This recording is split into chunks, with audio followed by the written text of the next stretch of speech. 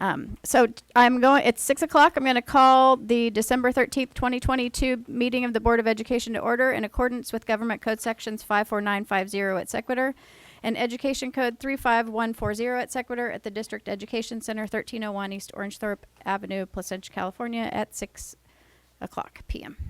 We're going to adjourn now to closed session for the purpose of discussing matters expressly authorized by Government Code Sections 3549.1, 54956.8, 54956.95, 54957, and 54957.6 regarding 1. Public Employment per Human Resources Report, 2. Public Employment Appointment, Supervisor Business Services, 3. Conference with Labor Negotiators, Dr. Michael Matthews, Superintendent, Dr. Rick Lopez, Assistant Superintendent Human Resources, David Giordano, Assistant Superintendent Business Services regarding CSEA, APLE, and PLUM. And 4, Claims, General Liability Claim number 61499. Is there anyone present who needs to address any of these issues? Okay, so seeing none, we're adjourned to closed session at 6:02 p.m. We'll see you back at 7. Okay, I'm going to reconvene us at 7:29.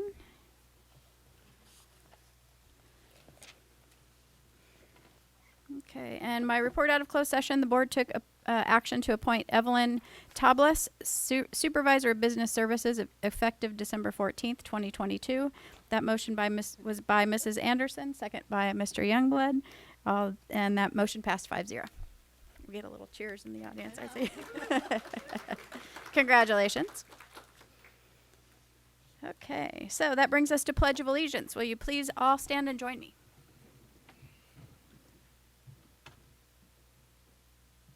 Ready, begin? I pledge allegiance to the flag of the United States of America and to the republic for which it stands, one nation, under God, indivisible, with liberty and justice for all.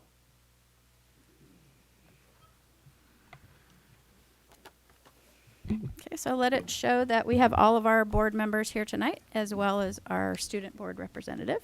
Welcome. And that brings us to approval of agenda. If I could have a motion and a second, please. I'll make a motion to approve the December 13th, 2022 Board of Education agenda as recommended by the superintendent. I'll second. Okay, motion by Mrs. Blades, second by Mrs. Anderson. All those in favor? Aye. And opposed? Motion carries 5-0 with an aye from the student board member. Okay. So, am I Okay, I think you're turning it over to me. turning it over to you? All right, so it's traditional for us at the first meeting of the new board and to give some commendations to the outgoing board president, and that is Ms. Carrie Buck. And so I'd like to start that off, and if anyone else wants to add anything, you're welcome to do so. This marks the end of Ms. Buck's third time as serving as board president since 2010 when she was first elected. This year, she's been our board, she's led our board and district as president through a long list of important work, supporting our academic and organizational success on behalf of our students, staff, families, and the entire school community. I know you enjoy visiting all of our 34 schools, and we thank you for that. We think you know our schools well. You were, in 2021, you received the Orange County School Board Association's Marion Bergeson Award, which recognizes board members who promote and enhance public education. You also received the California State Senate's 29th District Woman of the Year recognition in 2020 and was honored by the California Legislative Assembly for your leadership. Beyond your duties as trustee, you were recently appointed by the California State Superintendent to the Child Nutrition Advisory Council, providing an enhancement to the health and nutrition for all of California's youth. You've been an active delegate of our California School Boards Association. You always seek out ways to make improvements to our district that have a positive impact on public education as a whole. And we appreciate your thoughtful leadership over the years and your eagerness to continue your service on the board for 4 more years. So thank you, President Buck.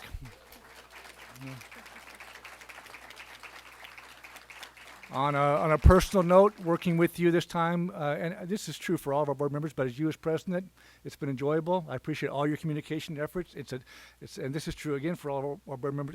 It's not a 1 or 2 hour a week job. It's a big job that we all have, and we appreciate your service and thank you for leadership as president. Thank you. Yeah. Okay, hang on. Anybody else want to make? I'm going to chime in. I just really want to thank Ms. Buck for leading us through this last year. It's been kind of crazy, and we've had some wild meetings and and intense conversations, and I just really appreciate that you made sure that all the board's voices were heard in those conversations and let us work through things, and it's been fun watching you. Thank you. Yes.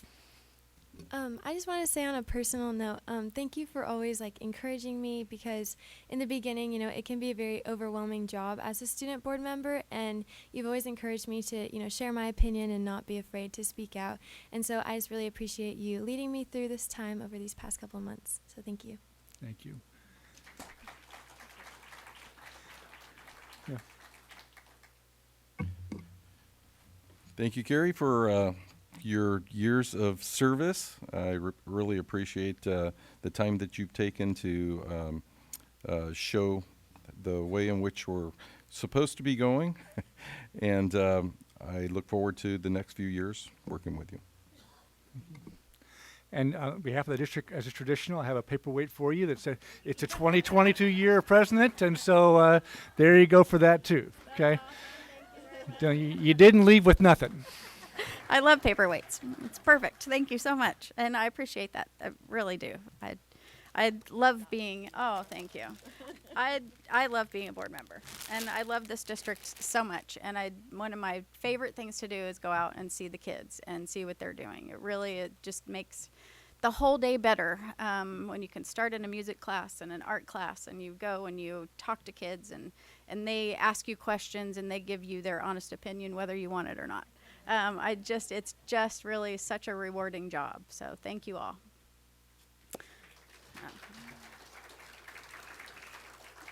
So on that note, we move into public comment. And we do we have any more, or just these up here? So we have 15. So everybody will get 2 minutes. So I'll give Jeremy a minute to get that going.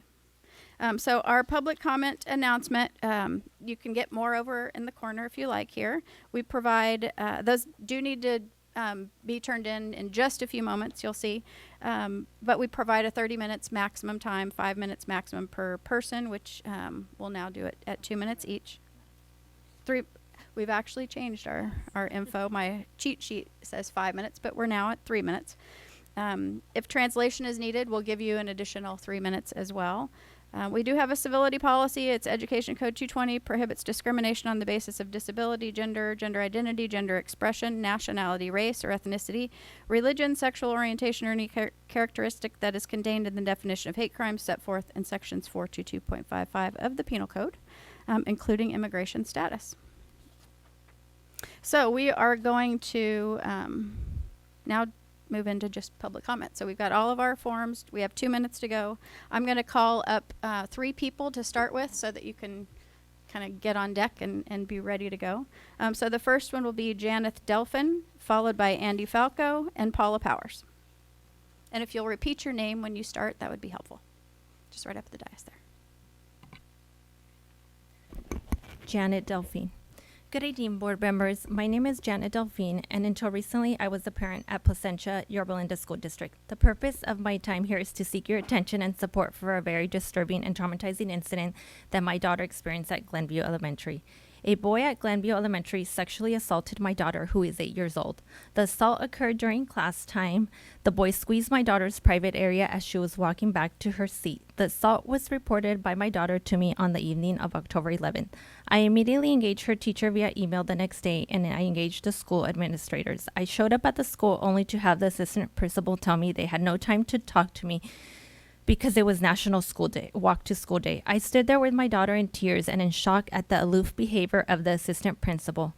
Later that day, I was finally received a phone call to discuss the incident. The school, after an investigation, told me that the story my daughter was telling was inconsistent and that nothing could be done. Further, that my request for remedial action, which included removal of the boy from the classroom, was denied because of class size restrictions.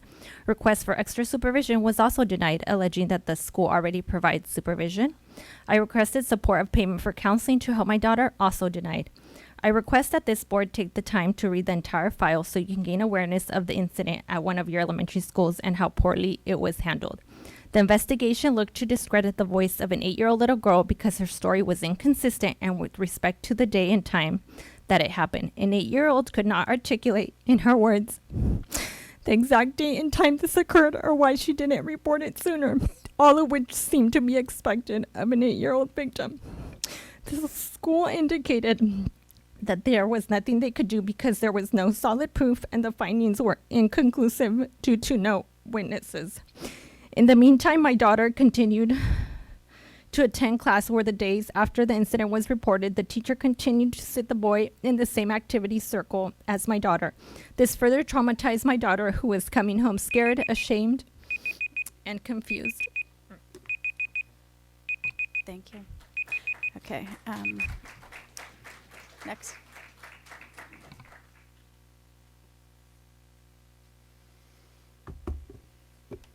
Andy Falco.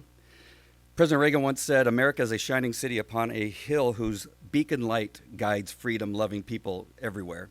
PYLUSD finally has the opportunity to be the beacon light of education to guide other school districts in bringing back education to our public schools. Education based on truth and facts, education that truly teaches children how to read, write, count, and how to think. Sean, Leandra, Marilyn, and Todd, it will not be easy. You will be fighting the teachers' unions in Sacramento who are more concerned with indoctrination and the sexualization of our children. They will not give up on harming children with mask and vaccine mandates.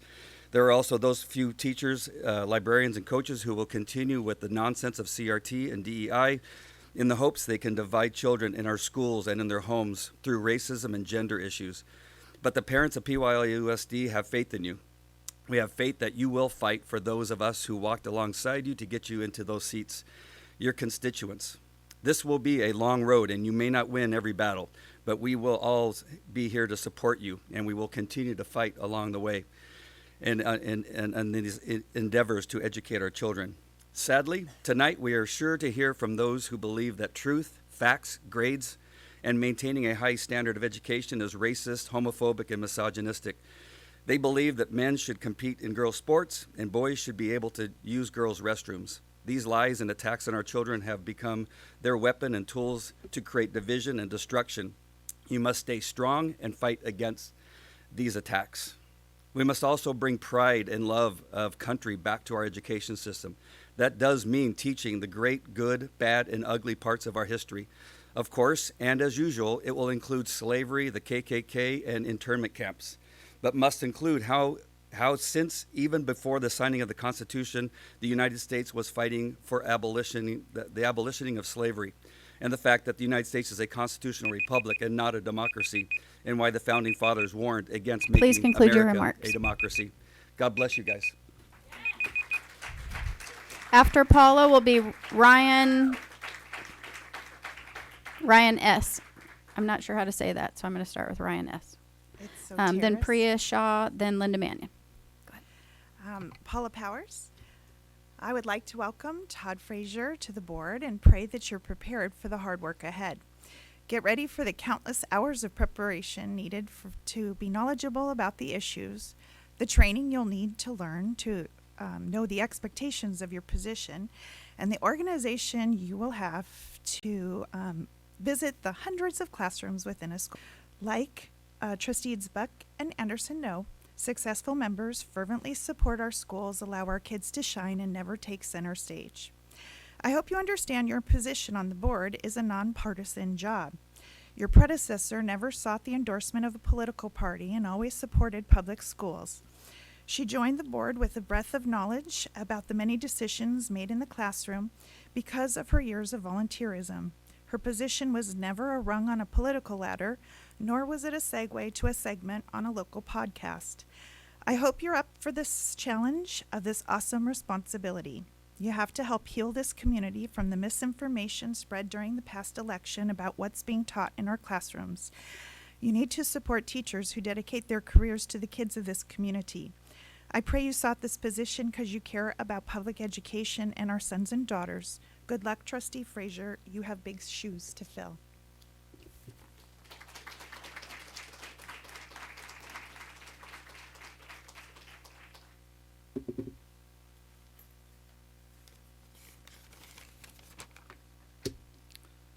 My name's Ryan Soteris. Happy holidays and season's greetings to everybody that's in this room. And I mean that. I hope you all have a wonderful holiday season, no matter our differences. I want to talk for a minute a little bit about some actual history. George Wallace was the 45th governor of Alabama, multiple-time candidate for president, and most recognizable as the man who blocked the entryway at the University of Alabama in 1963, declaring in his inaugural speech, "Segregation now, segregation tomorrow, segregation forever." So maybe someone will say, see, he was a Democrat. But, and it's a big one, in that era, largely because of the appreciation held for FDR, a Democrat, and the New Deal, you could not get elected in Alabama as a Republican. And so this group ran as Democrats, but were more commonly referred to, I'm from the area, as Dixiecrats. This is all part of our history, and you should be able to read about this in our history books in every school. But back to George. Remember him? The segregationist, right?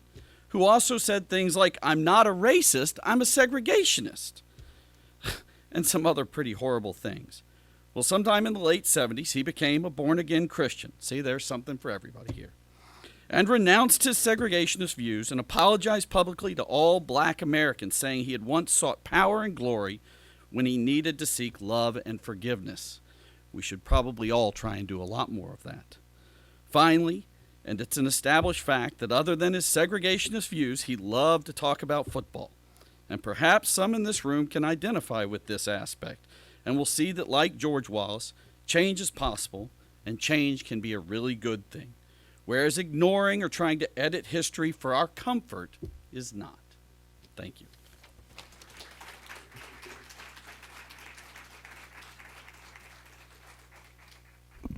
Priya Shah. What a historic day for a swearing in of a returning board member and a new one.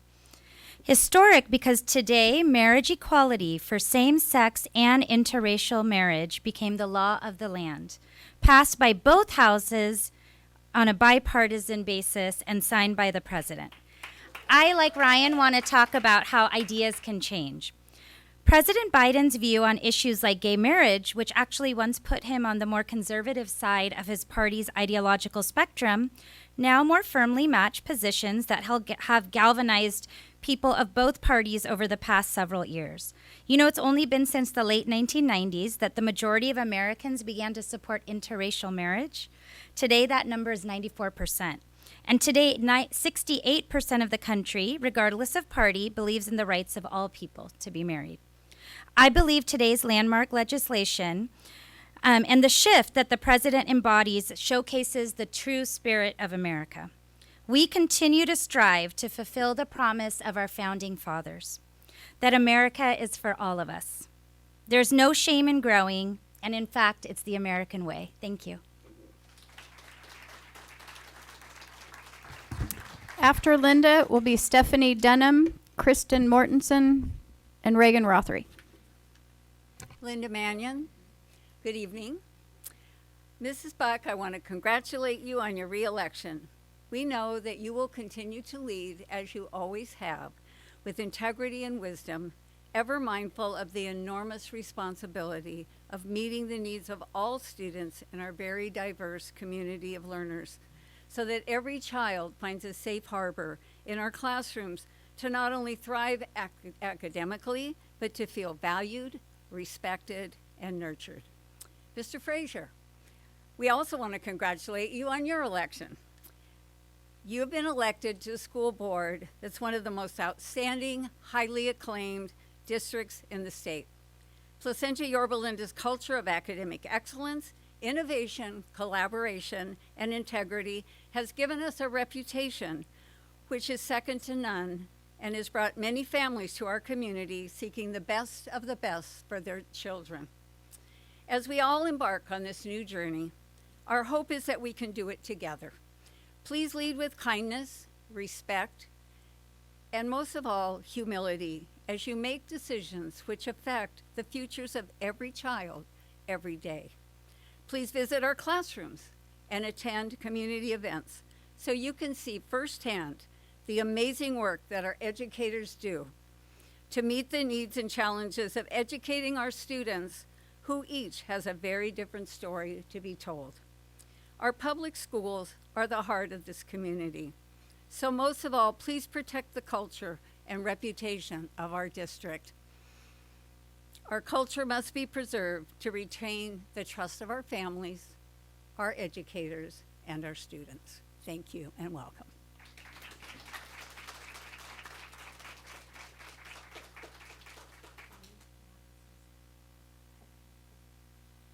Good evening, Stephanie. Recently, we saw a board trustee president of Claremont District step down because he was pressured to after hosting a party where there were shirtless men and a dirty Santa while students were involved. It was off campus, but a school event. And yet we allow teachers to assign books in our classrooms that introduce women by their sugary "see you next Tuesdays" and also talk to them about child rape. We allow books in our libraries that are graphic and would get you thrown out of the district if instead of reading the book with a student, you simply walked up to them and started talking to them about the same subject matter. Or if a teacher showed a video with these same texts put to pictures. I don't know why we want to be these people who introduce these things to our children. I don't know why we want to sexualize our children and then turn the other way when a child is assaulted on our campuses, but it's disgusting and it shouldn't be who anyone wants the PYL to be. Thank you.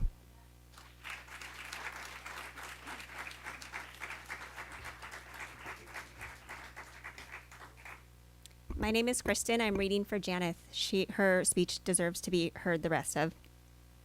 After her daughter was ashamed and confused, says, I requested the school, at minimum, remove the boy or place him in a different cohort while this incident was resolved, and that was never done. I want this board to have awareness of the sexual assault of my daughter at Glenview Elementary School.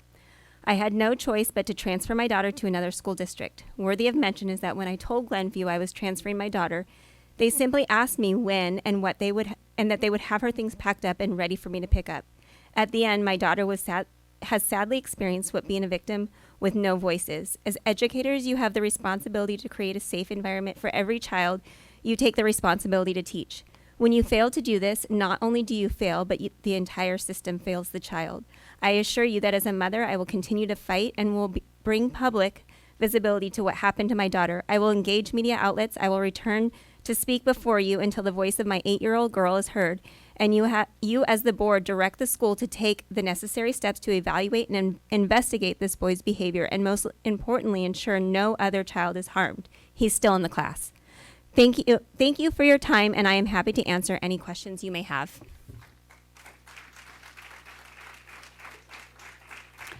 After Reagan is Scott Turner, Raquel F., and Jenny Bremer. Hi, my name's Reagan Rothery, and I am asking the district to create a committee similar to the DE&I committee that we've got for library collection development and challenges to library books. I think something that is made of a multitude of parents that is a revolving group every year would be an ideal mix. I understand there are some books in our school libraries that parents do not want their kids to read. Instead of using the logical and far easier practice of not allowing their kids to read them, they instead confiscate that right from all parents by taking books from school libraries and holding them because they don't fit their narrative of what is and is not appropriate. No parent or group of parents has the right to unilaterally and indiscriminately dictate the parameters of acceptable reading materials for students in this district. These people call themselves parents' rights activists, but I too am a parent. I too have rights, and I am not willing to have my rights taken by a minority who is only interested in vilifying stories about people who don't look, act, or sound like them, namely BIPOC and LGBTQIA authors. Thank you.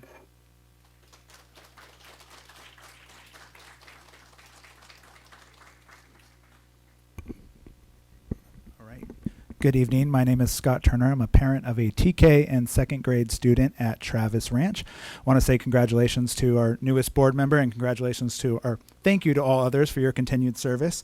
PYLUSD is a destination district, and it is that reason that many people have their students in this district. We need that to continue to attract and retain our educators, the very best educators. Many watching this, sorry, I'm having a hard time. It's how this board governs our district that's going to be very important in the years to come. We need to have representation on CSBA and on the ROP. I also saw tonight on your board consent agenda that you have the school plans for student achievement. I was part of the school plan for Travis Ranch Elementary, and I would hope that the board's going to support those plans this evening. I also think it's a very important time knowing that we are likely going to have a superintendent search in the years to come. So I would hope that this board can come together as a team of 5 and that we would be able to attract the very best candidates. And we know that that would ultimately be a board decision. But thank you again for your service, and thank you for your support.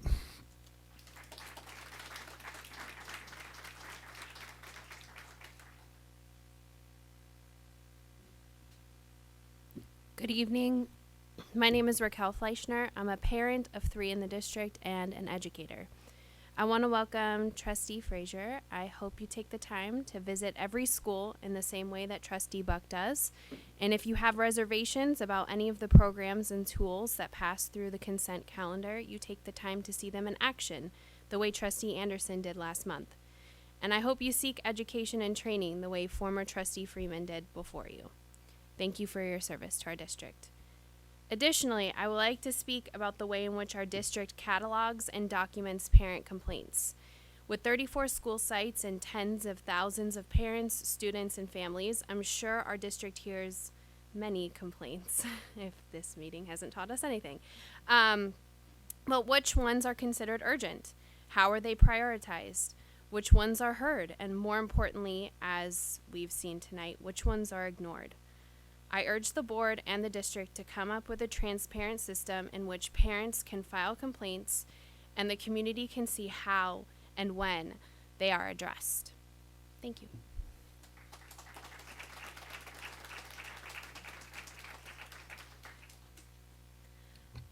Good evening. My name is Jenny Bremer, and I teach social science, including multicultural studies at El Dorado. First, I'd like to take a minute to thank Lucy Murillo for serving on this board. She's a great representative of El Dorado students and all our students at PYLUSD. You've handled yourself with grace and professionalism, and I really appreciate you. I'd also like to share with all of you some student responses to a check-in question that I asked my multicultural studies students. The question was, what does this class mean to you? And here are some of their responses. This class is a safe space in which we can discuss social and political issues without worrying about being harassed for our opinions. Literally everything. It gets me up in the morning because I love it so much.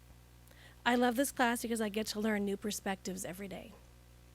I get to feel very safe and would love to learn about various cultures. To me, this class is a way to learn new information that I wouldn't typically learn in any other class. It means a class where I can expand my understanding about different cultures and perspectives. This class is where everyone in here is growing close together. I feel like I have so many people in here that I can connect and talk with, and I love it. This class is a safe place where I can talk and ask about the hard topics. This class is a safe space where I feel welcomed and not judged by my classmates. This class is a safe space for me to be myself, which is very important to me. It also brings me joy every morning. These are the words from my students. I keep hearing things in this room about how we shouldn't be teaching this. On the other hand, I appreciate all the board members, all 5 board members who approved this class. It means a lot to my students. I gotta tell you, in my 18 years here at PYLUSD, this is the best thing that I've ever done. I've learned so much, and I've never seen connections like this with any other students. So I just wanted to share something good that's happening in our classrooms. Thank you. Thank you. Next is Chris Palicky, then Nicole, and then Shani Boone. Shani Boone? Sorry if I do that wrong. I can never get it.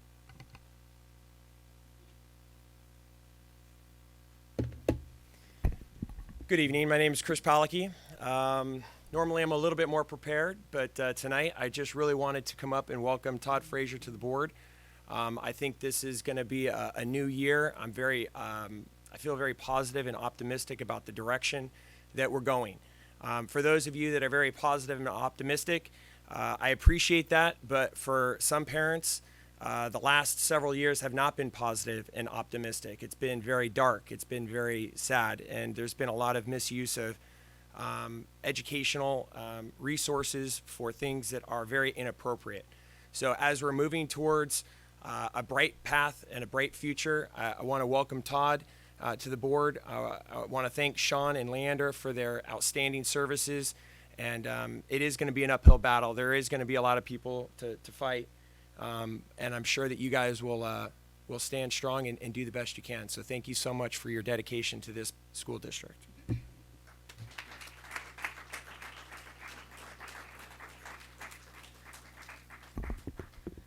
Hi, my name is Nicole Avila, and I'm also a parent of 3 and an educator. I was planning on talking about something else, so I don't have my speech prepared. I, too, have a daughter at Glenview who has been sexually harassed, and she was harassed for 4 months before she came forward and said anything because she was scared of her teacher. That teacher is no longer there. It's not a concern anymore. However, she's 9 years old, and my husband, too, wants to pull her from the district. We had written a letter with 9 different offenses on it when I sent it to the principal and the assistant principal. My daughter feels very comfortable talking to them. We felt most of it had been handled. Most of the boys have now stopped. There was still one particular boy that continued. And, I emailed again. I'm not sure if it's because I emailed, so I have written documentation of all of the incidences. I've also provided, witnesses and things like that. So I'm not sure how that played a difference in that. But, I'm not sure if my incident happened before or after or what the situation is, but there's obviously a problem at that school. So I just want to make everybody aware that that's the situation that is happening at that school. There are a lot of boys there that are making a lot of inappropriate comments, inappropriate gestures, bumping into students inappropriately and moaning. It's very inappropriate, and I think that having, not to put politics into it, but exposing the kids to these issues in books and things will just bring it about, much more often, much more frequently with kids that don't have any exposure to that on their own. Some parents want to keep their life clean with kids and keep them as innocent for as long as possible. So, just being aware of what is placed in our schools, exposing them at an earlier age is, not good. All right, thank you. Thank you. And Shani. Hello, Shani Boone. Welcome to Todd, and thank you to all of the board members who give their time monthly. Happy holidays to everybody. God, my heart is racing for these 2 parents who just spoke. I just am heartbroken to hear those stories, and I almost feel bad even discussing what I was going to say. I wanted to bring up an issue that another parent brought up about having some kind of a committee or a process in dealing with library books and how parents can challenge different books that they find in the library. I don't believe in banning books because restricting children's ability to learn about different people can restrict and cause situations that in real life would be an issue. Books that represent people in situations that are different from what that child has ever known can teach them empathy. Books can be a gateway for fostering acceptance, empathy, and appreciation for others. Books can provide representation to children who come from or identify with marginalized communities. These communities aren't going anywhere, and our children will make better community members if they learn to accept and appreciate all human beings. I understand that some books bring up difficult or uncomfortable topics, but why would we want to insulate our kids from uncomfortable truths? Likely, they will learn them eventually, thank you to social media and the internet. The truth can be hard, but having those tough conversations after our child has read an intense book can be the best teaching moment. So again, I urge the board to consider adopting or coming up with a process for library collection and when there are challenges against books in our libraries. So thank you. Well, thank you everybody for your public comments. Really appreciate that. And then, so now we'll move over to organization of our new board member positions. And as my last official duty as president, I would like to move that we elect Marilyn Anderson as president of the Board of Education for a period December 13th, 2022 through December 12th, 2023. I'll second it. Let's have a discussion. Okay. Well, as tradition has held and for many years in our district, we all usually have the opportunity to represent and be the president.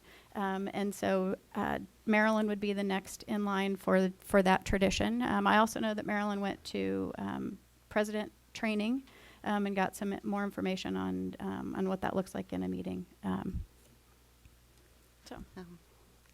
I just wanted to basically say what I've done to prepare to be president. I've completed the Master and Governance courses.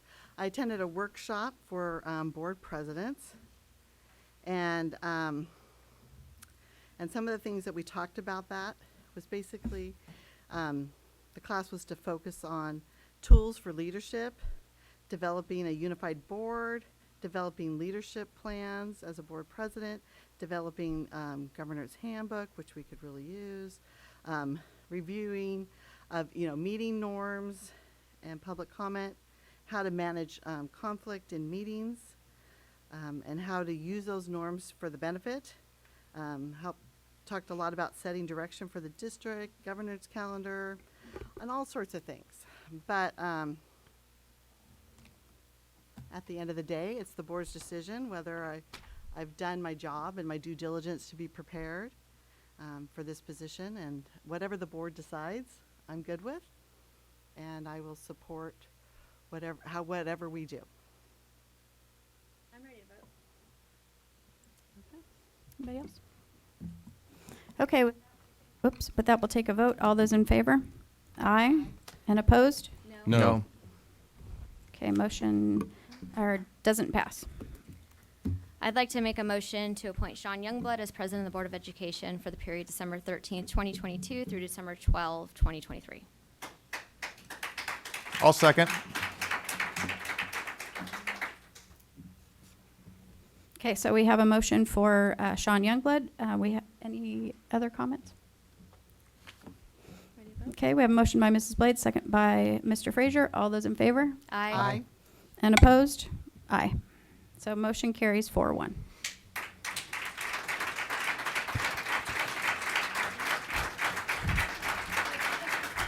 And from here, Mr. Youngblood will take over.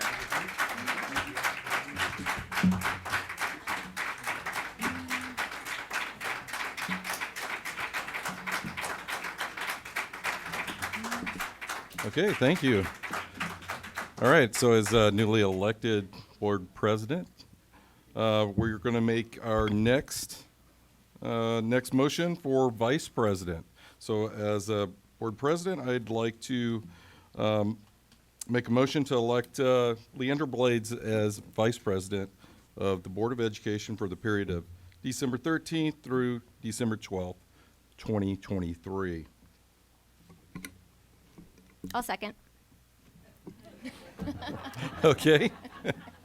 We have a first and we have a second. All those in favor say aye. Aye. Aye. All those opposed? All right, the motion passes 5-0.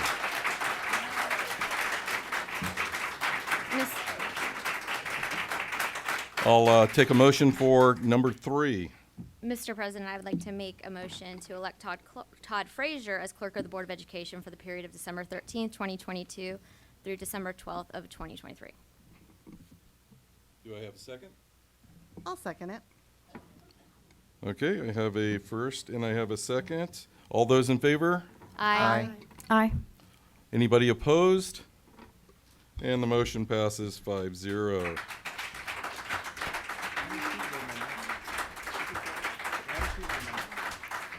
And yes, we have a aye from our student board member. Thank you. President Youngblood, just for the public, we will Yes, sir. rearrange the seats at the next meeting, just so you all know. So we'll have the seat rearranged at that time. Otherwise, we'd be making our meeting even later. So thank you. Thank you much. Yes. Okay, moving on. Here we go. So I need a motion to recommend the superintendent of schools that the Board of Education approve the minutes of the regular meeting of November 15th, 2022. So moved. Second. Okay, I got a second as well. Good. And all those in favor? Aye. Aye. Anyone opposed? All right, motion passes 5 and 1 student board member. All right, moving on. A little easier. No, I'm just kidding. Okay, at this point, we're going to have our student board report. Lucy, if you could go ahead and go there. Perfect, thank you. Good evening, President Youngblood, trustees, Superintendent Dr. Matthews, and executive cabinet members. I'm happy to be here tonight to share the recent happenings from our comprehensive high schools and alternative high schools for the very last time. Buena Vista Virtual Academy. Buena Vista Virtual Academy students recently showed their artistic abilities at the second annual BVVA Holiday Arts and Crafts Make and Take event. Students and their families made ornaments, mason jar chocolate cookies, gingerbread houses, accordion folded trees, and holiday cards, among other things. The school's mascot, Wally the Wolf, played Santa, while students enjoyed playing, drinking hot cocoa, and eating holiday cookies. Principal Jamie Jacques extends her gratitude towards the school teachers and high school students who volunteered to prepare and help the younger students. BVVA wishes happy holidays to everyone. El Camino Real High School. The week leading up to winter break, December 19th through 23rd, the school's media center will be open to students for a holiday boutique. Staff and community members donate jewelry, clothes, shoes, blankets, frames, candles, and more to offer students a chance to peruse the donations and pick out items for themselves or loved ones. The school will also have supplies of wrapping paper, tissue, and bags if students want to wrap their presents, and donations are welcome and can be dropped off in the office. El Dorado High School. On Friday, December 16th, the El Dorado community will come together once again with their annual Winter Rally Wish Box. Each year, students and staff members make a wish for a friend or colleague. As a school family, the Golden Hawks work to grant as many wishes as possible. In past years, El Dorado has been able to gift bicycles, laptops, and braces for 2 grateful students. This year, the Elves of El Dorado will be granting more than 10 wishes thanks to families in the community. Spirit really never sleeps at El Dorado. Esperanza High School.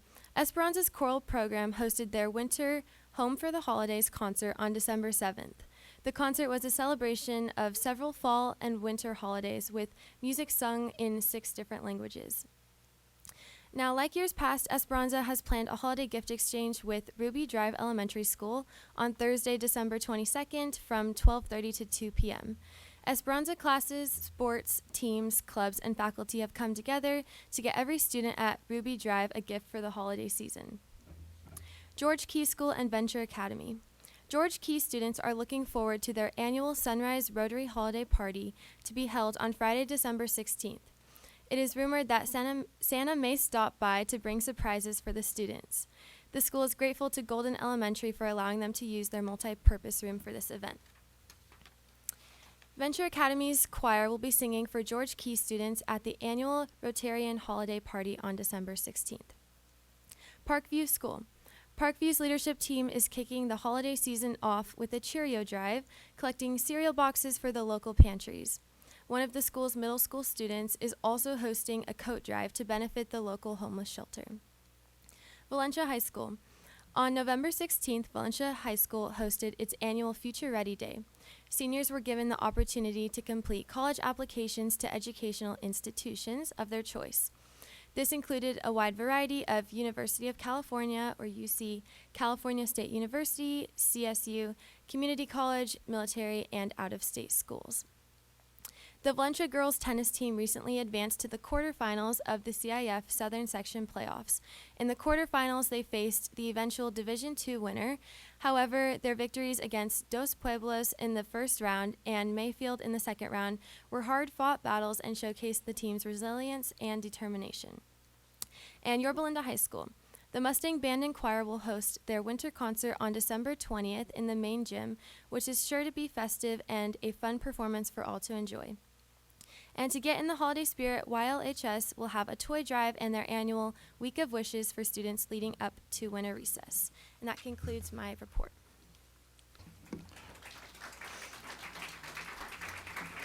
That was great. So, Lucy, now that your time as student board member has come to an end, what would you say the biggest takeaway of this has been for you? I would say the biggest takeaway from this experience has been the fact that we don't all have the same beliefs and we don't all have the same priorities and we don't all use the same methods to solve problems. But at the end of the day, I think we all have a common goal of just trying to love each other better and serve each other better.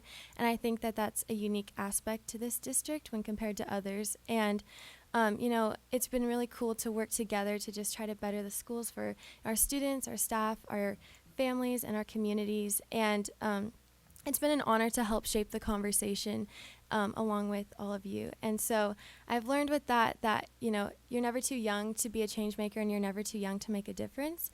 And if I were to give advice to the next incoming student board member, who is Preston Bang, one of my friends actually from Valencia, I would just say that don't be afraid to ask questions, and it's definitely okay to not understand everything at first, because in the beginning it can be very overwhelming, but it's a very enriching and very good experience where I have learned a lot. And so I just want to say thank you to everyone for helping to lead me and guide me and work with me through the past couple months. So thank you. Awesome. Very good. So you actually took the last question, which was what would you tell a person coming on in your position? So as board president, I'd like to present you with this little plaque, and thank you again for all that you've done and all the service that you've done here. Thank you so much.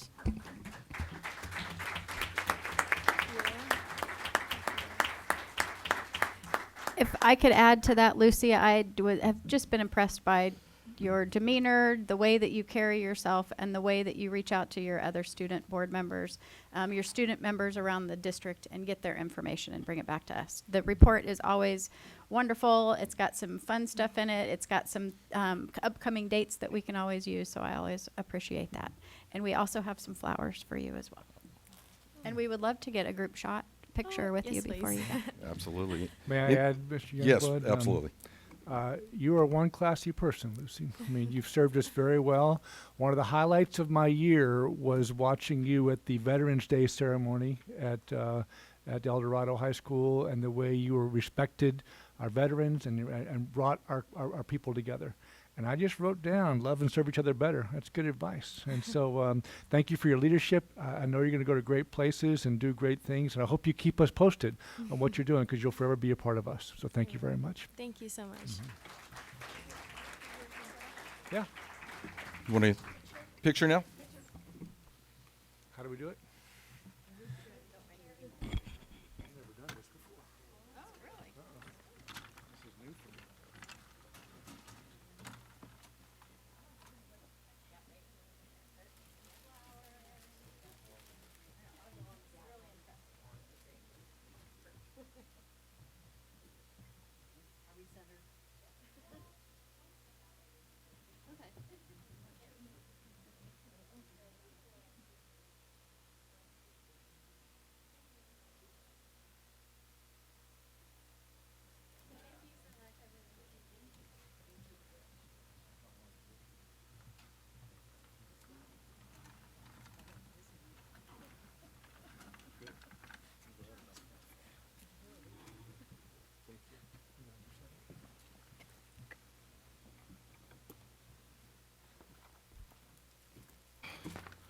Okay, so that brings us to our superintendent's report.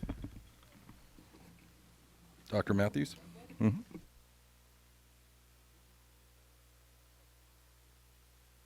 And it's on now. I want to begin my report by addressing an important and actually difficult issue.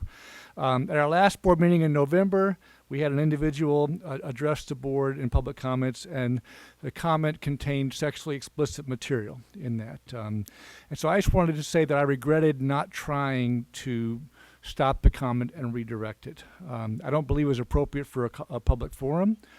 As later, I learned that there were children present at the meeting, and I apologize for anyone who was offended by it.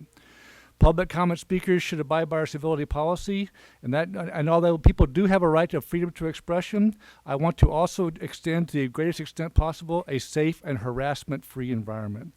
So, and while our people, members of the public, have rights to bring comments and concerns to the board, we do have very appropriate channels where they can address those concerns, beginning with our school site, teachers, staff members, and the principal. Thank you.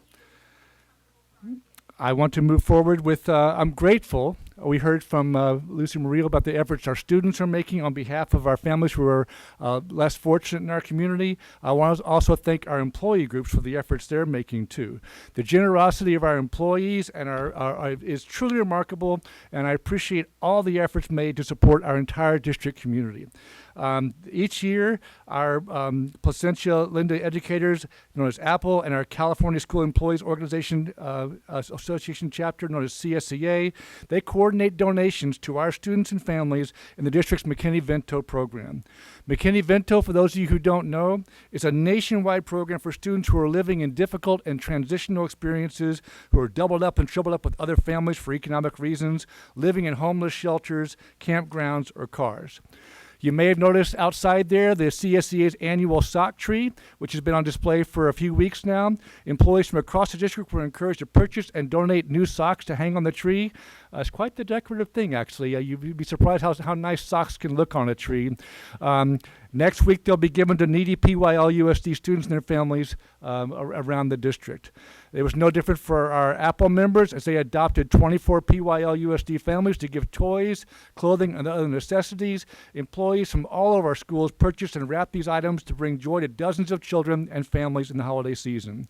Lastly, our Placentia-Yorba Unified Managers, known as PLUM, hosted their annual holiday breakfast, and they donated 100 toys and gift cards to be distributed to students in our Title I schools. So special thanks to leadership teams for all these groups and for coordinating such thoughtful events for the holiday season.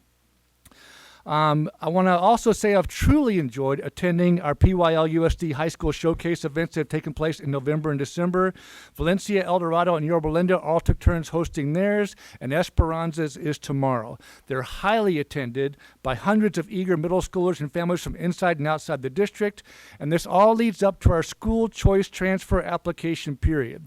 So starting on January 11th, parents of any current or incoming students who wish to attend a PYL-USD other than their own home school can apply for a school choice transfer application. And those applications will be accepted through Friday, February 22nd. And I know Lucy mentioned already, but speaking of high school, and congratulations, the Yorba Linda high school football team won a CIF championship this year, Division III. It was a very hard-fought, down-to-the-wire, low-scoring 9-6 victory, and it was a big win for them. So CIF championships are very hard to get, and our schools have a large number of them. So congratulations on our latest one. We look forward to celebrating the team and head coach Bailey in the near future. As you are aware, the district has identified monthly themes to promote diversity that exist among our students, staff, parents, guardians, and community members. They're in line with CDE and Orange County Department of Education. In December, we're observing the International Day of Persons with Disabilities Month, and in January, we joined students across the nation in the Great Kindness Challenge. So these 2 months, we're celebrating students with disabilities and kindness. So in line with these themes, we do provide resources to help our school sites highlight these celebrations, days of recognition, and traditions. Finally, And in closing, I want to again congratulate trustees Buck and Frazier for winning their respective races following the general election. I look forward to working with each of you closely in the years, months to come, and ensure your team, your years, ensure your term on the board is a success. I look forward to supporting you. So thank you. That concludes my report for the evening. Thank you, Dr. Matthews. Okay, our next section is the communications and board report. So per board bylaw 9420, board and superintendent's reports, it's intended that these reports and comments be brief and shall normally be not more than 30 minutes for the entirety of the board report section. So at this point, I'm going to start that direction. So Trustee Buck, if you have anything. Sure, I'll start. Well, I have also, top of my list, congratulations to YLHS football as well. So second that. So this has been kind of a busy month, but not too busy in schools. It's more of the all of the other stuff that's been going on. So I was able to spend a few days for delegate assembly a couple of weeks ago. For delegate assembly, 1/3 of the delegates, it's a body of 500 that represent the 5,000 school board members across the state. 1/3 of them will be replacing here in the upcoming election, which is the largest number that they've done in a long time. So there will be a lot of new delegates that will be joining us in May. At the AEC, which is our annual education conference, I attended lots of sessions, but there was one that was really good, and they had some handouts that I just wanted to share. This is the bottom line. It's a CASBO guide on school business and finance in California. It's really well done. CASBO is the maybe business officials. So something like Dave does. But it's a really well done, just sampling of everything that has to do with school business. So I got each one of you one. 1, 2, 3, 4. And I got one for you just so that you have as well. There are a lot of other ones, a lot of other sessions and workshops that I went to that are now available online. I just released today. So I'll do a little more research and look at the ones that I missed while we were there and bring back some information. I'd like to give a shout out to Esperanza Choir. Their holiday concert was really fantastic. There were so many different languages represented in all of the different songs that they had selected. I was just really blown away by what they had done. So thank you to Esperanza for that. I attended Golden yesterday and walked around and did a tour and learned about Gaga Ball, which I've never heard about before. Apparently it's the new hot thing on campus with that they're playing on the playground or both courts that they have going on. I was able to also go around and visit some of the classrooms. This year they had shifted their classrooms around quite a bit. In the past they were put in different areas of the campus because it's kind of a large campus and they have the GATE program and a few other things. But this year they really kind of shifted it a little bit and moved all the 5th grade together and all the 6th grade together and all the 4th grade together, which has had really tremendous impact on the students and the teachers. They used to be kind of separate, and even getting together and play as those different age groups, it was hard. So now that they're more close to each other, they have the opportunity to do that, and it's going really well. So good job to them. I know that's a lot to change classrooms and change the whole configuration of your school. So seems like it's paying off. And I was also able to watch some iReady lessons on math and talk to the kids about it. I know that's one that people ask a lot about. So every time I go into the classrooms and they're working on that, I like to make sure that I check out what's going on. I attended the Venture Academy Holiday Boutique last week. The students had made all kinds of decorations and Christmas things that they were selling, and so it was really nice to go in there and see what they had made. I had a few little things that I purchased for gifts this year. Today I went to the Chamber of Commerce luncheon. It was their holiday luncheon, and as I was sitting there, they called us and were recognizing us as the best educational institution in Yorba Linda. So they provided us with this plaque that I will now pass on to you. It was nice to be there to be represented from the community, so thank you for that. I upcoming will be going to the Venture Academy Choir concert that's happening, and El Dorado High School Orchestra breakfast they're doing this week, and jazz breakfast they're doing next week. I'm looking forward to those as well. And Clue is happening this weekend up at Yorba High School. So if you're looking for an activity, the new play is out there, and they have a great theater department. So please check it out. And that's it for me. Okay, first I'd like to welcome Mr. Frazier to our school board, and we look forward to working with you. So it's been a busy month. I also attended the school board conference in San Diego, and attended the workshop, which I talked about. And I just would like to encourage Mr. Youngblood to take that class. They're offering it, I believe, in February and March as well. So it was really good. The last hour of that class was an attorney, and you could ask a lot of questions, and most of the questions had to do with public comment, and so it was really informative. So I really enjoyed the keynote speaker, Brandon P. Fleming. He wrote the book Miseducated, and he had a really powerful story of overcoming odds and the people that helped him along his journey. And some of the key takeaways I took from that, I'll just share two. I wrote a ton, but asking the right questions to our struggling students. And then he says, before you do anything, you need to love first. He said, love first, teach second. Love first, lead second. I think you get the message. I attended also a class about disability and discipline, when the two intersect. And they reviewed the laws and statutes for the Individuals with Disability Education Act, commonly referred to as ID, and Section 504 Rehabilitation Act of 1973. And the key takeaway, special education is complex. I don't admire you, Mrs. Gray, at all. And the laws are not very clear.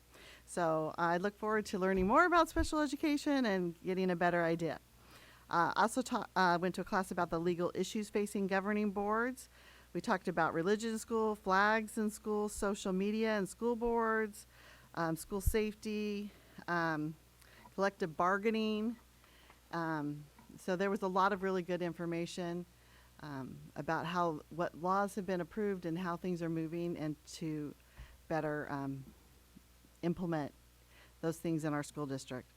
I attended LCAP, meeting, which was great, and it really focused on English language learners, making sure you're looking for evidence of the goals and metrics for English language learners, and how to look for them and see them, and basically, like, ask questions like, is there a differential matrix for English language learners? Like, there's a huge difference from like a newcomer to long-term English learner, or one that has already been reclassified. Thank you.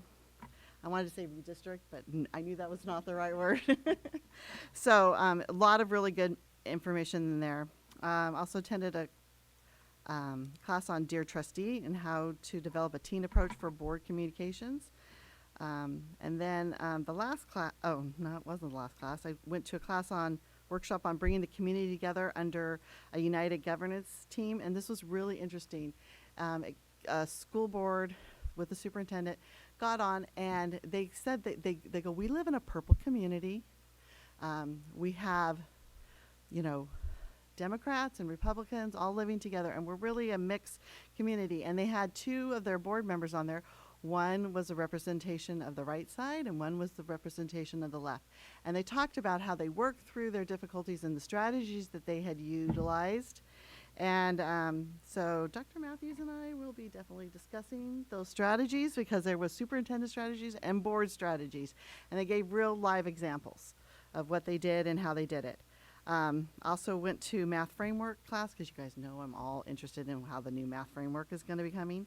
And but they mostly focused on how math and science teachers really need to be trained in English language development. That, math we used to think of as a universal language, and it's no longer that way. It's there's a lot of reading that went into it. And the last keynote speaker, I believe, she's the Tara Westover. She wrote the book Educated. So we started off with Miseducated. It ended with Educated. And I think these books were really a good bookend to the conference because she basically left the conference where we need to focus on love and how her love of music propelled her to want to learn and how she had to self-teach herself to even to take the college exams. Her highest level that she never attended in a classroom ever. I don't know how many of you read this book, but she taught herself trigonometry, algebra. Her brother taught her to read, and her mom, last thing she learned in math was long division. And so her first formal schooling was in the college setting, and she said that it helped her understand her background and imagine a different life.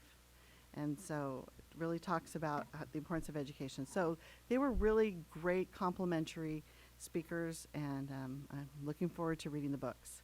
I attended Tuffrey Middle School choir concert, and I really enjoyed the array from the 3 different choirs and several soloists.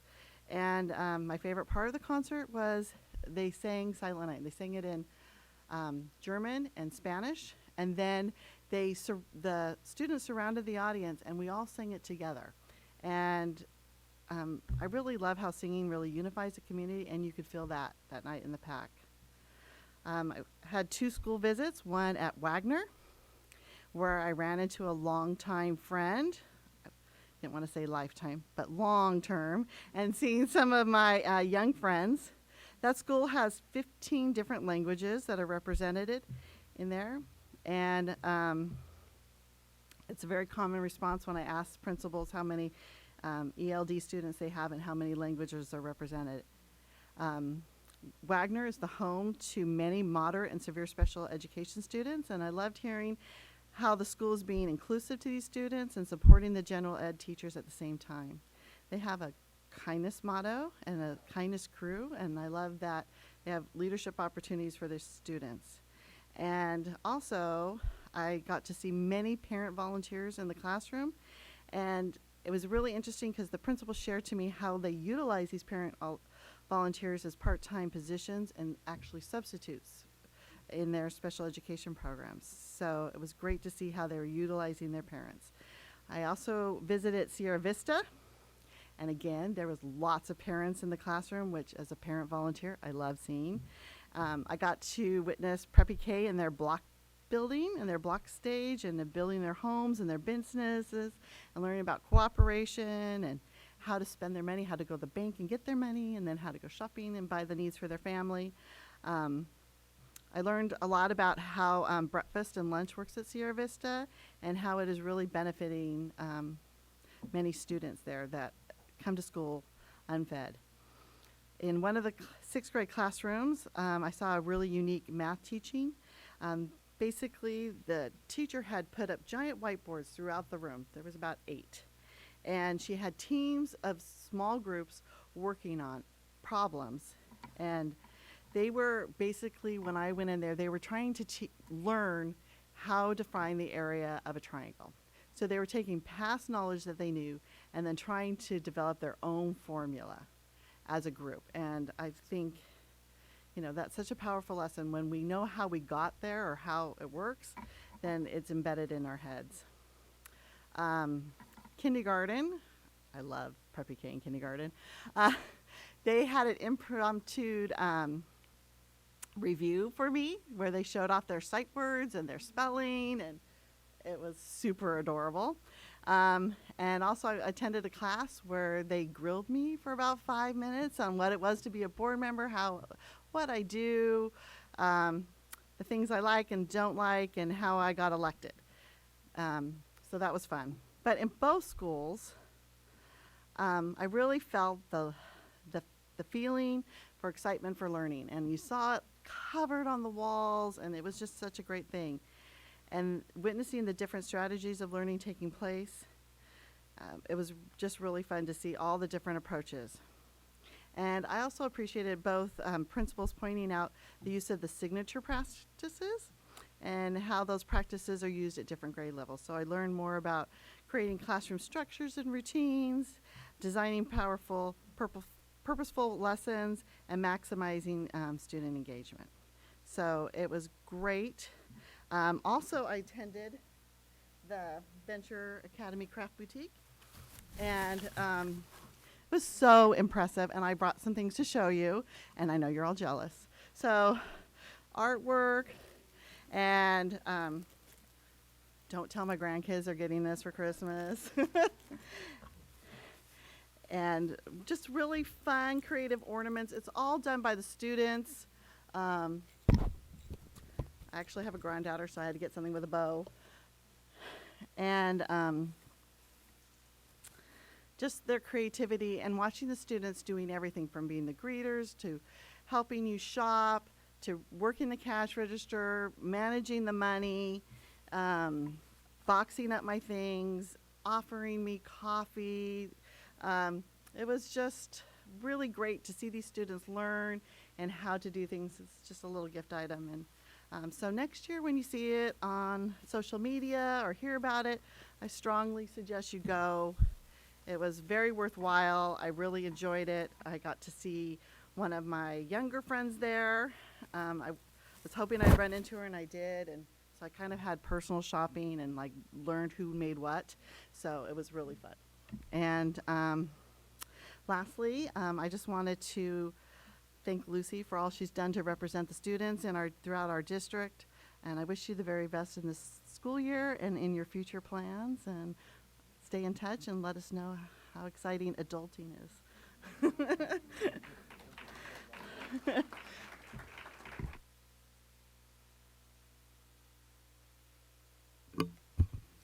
Okay, so earlier this month, I attended the Unified Sports at Esperanza, which involves our special education students, and I was able to meet a lot of parents of special education students, and so we got to talking, and basically what it is, it's a few of the basketball players, men and women, will get together, and they'll have a large group of our special education community, and they'll play basketball, and they'll kind of guide them in doing it, and it was wildly popular. The stands were completely filled by all of the students, and it was just such a fun thing to watch. And so it was really nice to talk to the parents. And when I was done, I sent an email, and the parents' request was, obviously they loved it, but they also wanted it to expand to middle schools. And so I sent the email with the request and made a lot of good relationships there, and I'm looking forward to some coffee with them as they, continue to say, the needs and the wants and, what we're doing good and what we're doing bad.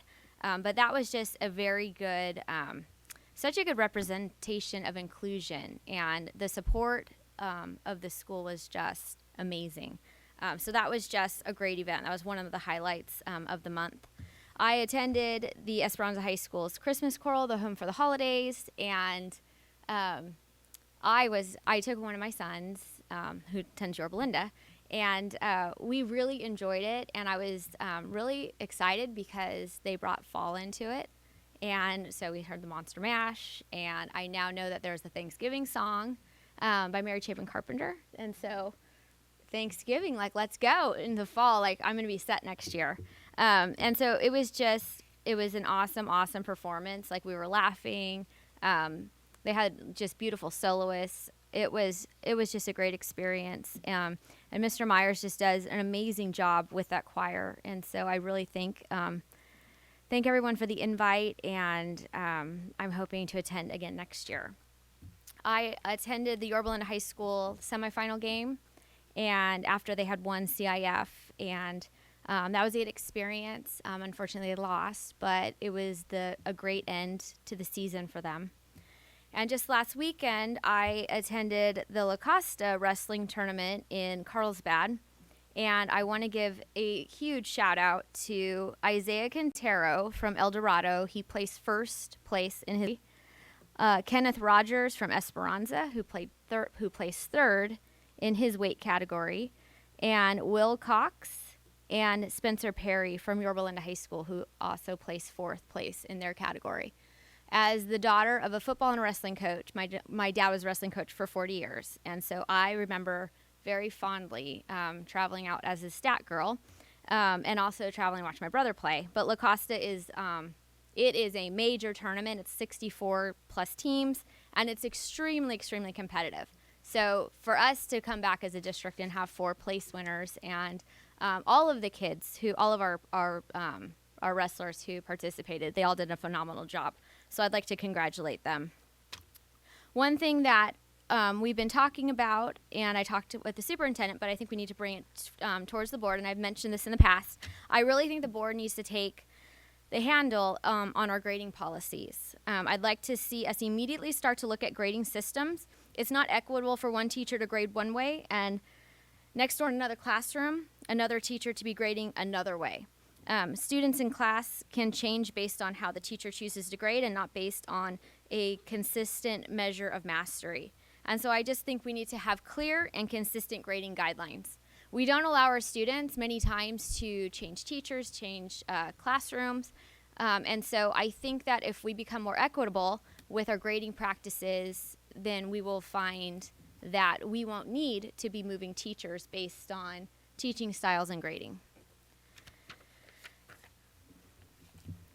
I also believe that maybe we should start to explore, as a board, protections that we can put in place for our students with all of the issues that are going on and all of the things that we have seen in the last couple weeks now, or even in the last week. I just think we should look into it with our attorney, maybe this month, next month, and just ask if there's anything. Because as before I've said, adults, when we go in for job interviews and certain things, we have all kinds of protections. They can't ask about race, gender, sexuality, anything like that. But somehow we're able to ask all these questions of our children in the classroom. And I know that some children aren't happy when it's asked.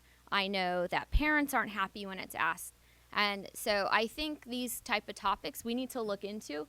Is there protections for children like there are for adults? And see how to explore that, and if it needs to be put in. I know, ed code, and we have penal codes. We have all kinds of things. As I talked to some other board members from some other school districts, and we kind of were just, tossing ideas around. And so I think we do need to look into that, just so we're protected and just so the kids are protected, and that we have good guidelines so we don't run into the same issues that we're seeing happen all around us. And people were talking about library committees. I think that is a great idea. But I think, too, what we need to realize is that we have a process. And somehow this book that was read aloud at the last board meeting, it didn't go through the proper process. It was put right into the library without the proper process. And so we need to make sure that all of the books in our library have gone through the proper procedure, that it's gone through administration, it's gone through the district, and it's been done. So I would like to ask the district to please put together some type of library, whether it's a committee, but I think we need to review what books are in our library, make sure that they haven't been gifted and stuck right into the library with absolutely no oversight. And I think we need to ensure that we're doing this, because this same book that was read aloud at our last board meeting, now, I can't remember the school district, but a librarian in the other school district, people are actually stating that this same book is pornographic and are even threatening to call the police. And so I think we need, as a district, we need to look at these books, make sure what's in our library has been thoroughly vetted and has been, properly put in place, so we don't open ourselves up to these type of lawsuits, and that we know what's in there and what's appropriate. And I'm not at all for banning books. When you ban a book, you have no access whatsoever to it. And so I find that when teachers, high school teachers, have to send notes home and ask permission to show a PG or PG-13 movie in a classroom, I don't understand why the books are giving, why we're not giving the proper, respect or the proper process towards books in our library. So I would like to see that's done.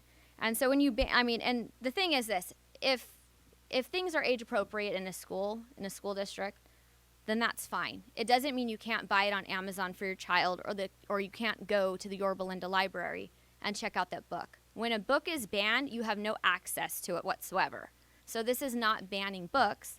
This is just saying this is what we believe as a district is age appropriate and what you can find in the library. And then if it's not found in our school library, you can go elsewhere. And so I would like to just make sure, because it always comes back to the board and it always comes back to the district. And as you can see, a lot of times they start yelling at the board. How did you let this happen? How did this go through? So I think as we're watching all of these scenarios take place around us, we should really safeguard ourselves as a district to make sure that we will not be in the same problems that other districts are finding themselves.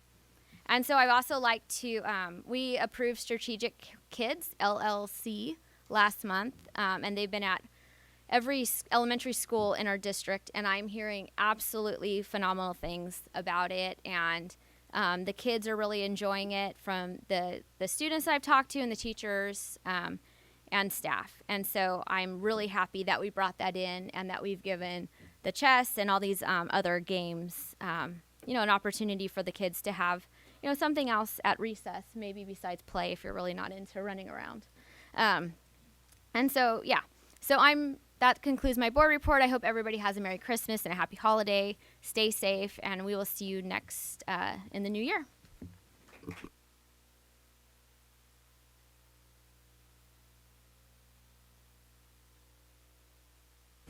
Okay, well, I'll go next then. All right, so good evening, community, staff, and board members. So basically, I had a couple opportunities to do a few community things. I got to see El Dorado's high school showcase, which I thought was amazing, and Lucy did a great job of public speaking and just being an absolute just awesome in promoting that program. So hopefully you got a lot of turnout with the incoming freshmen. So it was amazing set. So congratulations again. Also, I too got to go to San Diego. I was at a different event, however. While the CSBA had their conference, I was at another seminar through the Pacific Research Institute, and it was basically a new board member kind of orientation, and it also applied to maybe some seasoned board members. And even though being a board member only a couple of years, they had several speakers that spoke a lot about curriculum and how curriculum is changing up and down the state. Also, ways in which we can deal with unions and problem unions that might be a little more helpful in kind of making the working environment easy for both. So it was only a one-day event. However, the information I received was not only eye-opening, I think it'll be valuable for the district as a tool. So I got to do that. Not only was it all work. I mean, fortunately, I also went to celebrate my anniversary with my bride for 35 years. And we got to do the little touristy thing and take the little red trolley all around the different boroughs of San Diego. If you've never done it, I highly suggest it. It was truly fun. And even though you dip down to these places in which you've been to several times, and if you've never taken a guided tour, it's like, wow, there's a lot of eye-opening stuff. So that was pretty amazing trip. I did make it back in time to catch on TV, unfortunately, but I thought it was a pretty good deal. Our Mustangs, at the time, they were really facing a pretty tough team, and unfortunately, they didn't fare too well against those Bakersfield guys. But I love the heart, I love the effort in which they had, and the sportsmanship in which they showed as well. So I congratulate them. They still did just an amazing job this year, and I look forward to seeing what happens next year. I think it's going to be another great year for them. So other than that, look forward to this upcoming year as board president. I know that this board is going to be able to move things forward. We're going to definitely discuss things. There's going to be times in which we might not actually see eye to eye, but the whole point of this is to make sure that our district remains strong and that parents feel very confident about bringing their kids and having them taught the academics that they need to be successful citizens. So we're going to continue towards that direction. We're going to make our district just more phenomenal, more than it already is, and with support of our teachers and administration as well. So I look forward to seeing all of this. So thank you again for electing me, and that's the end of my board report. Thank you. All right, first time.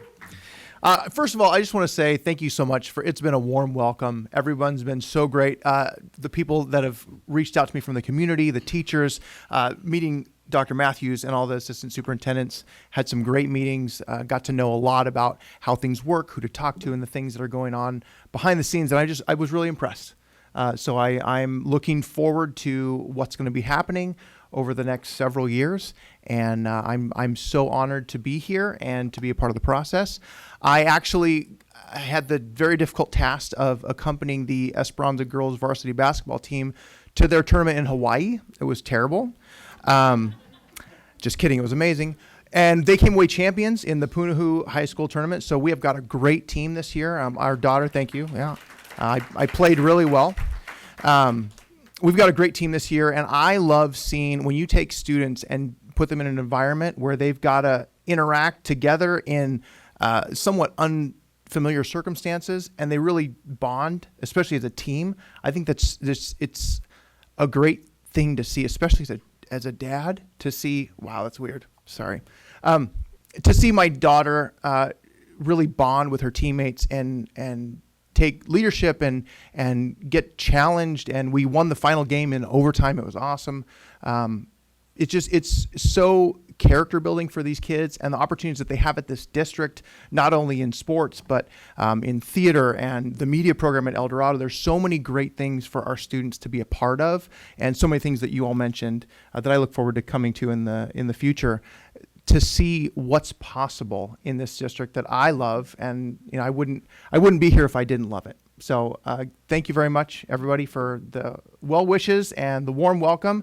And I'm just excited to be here. So thank you very much.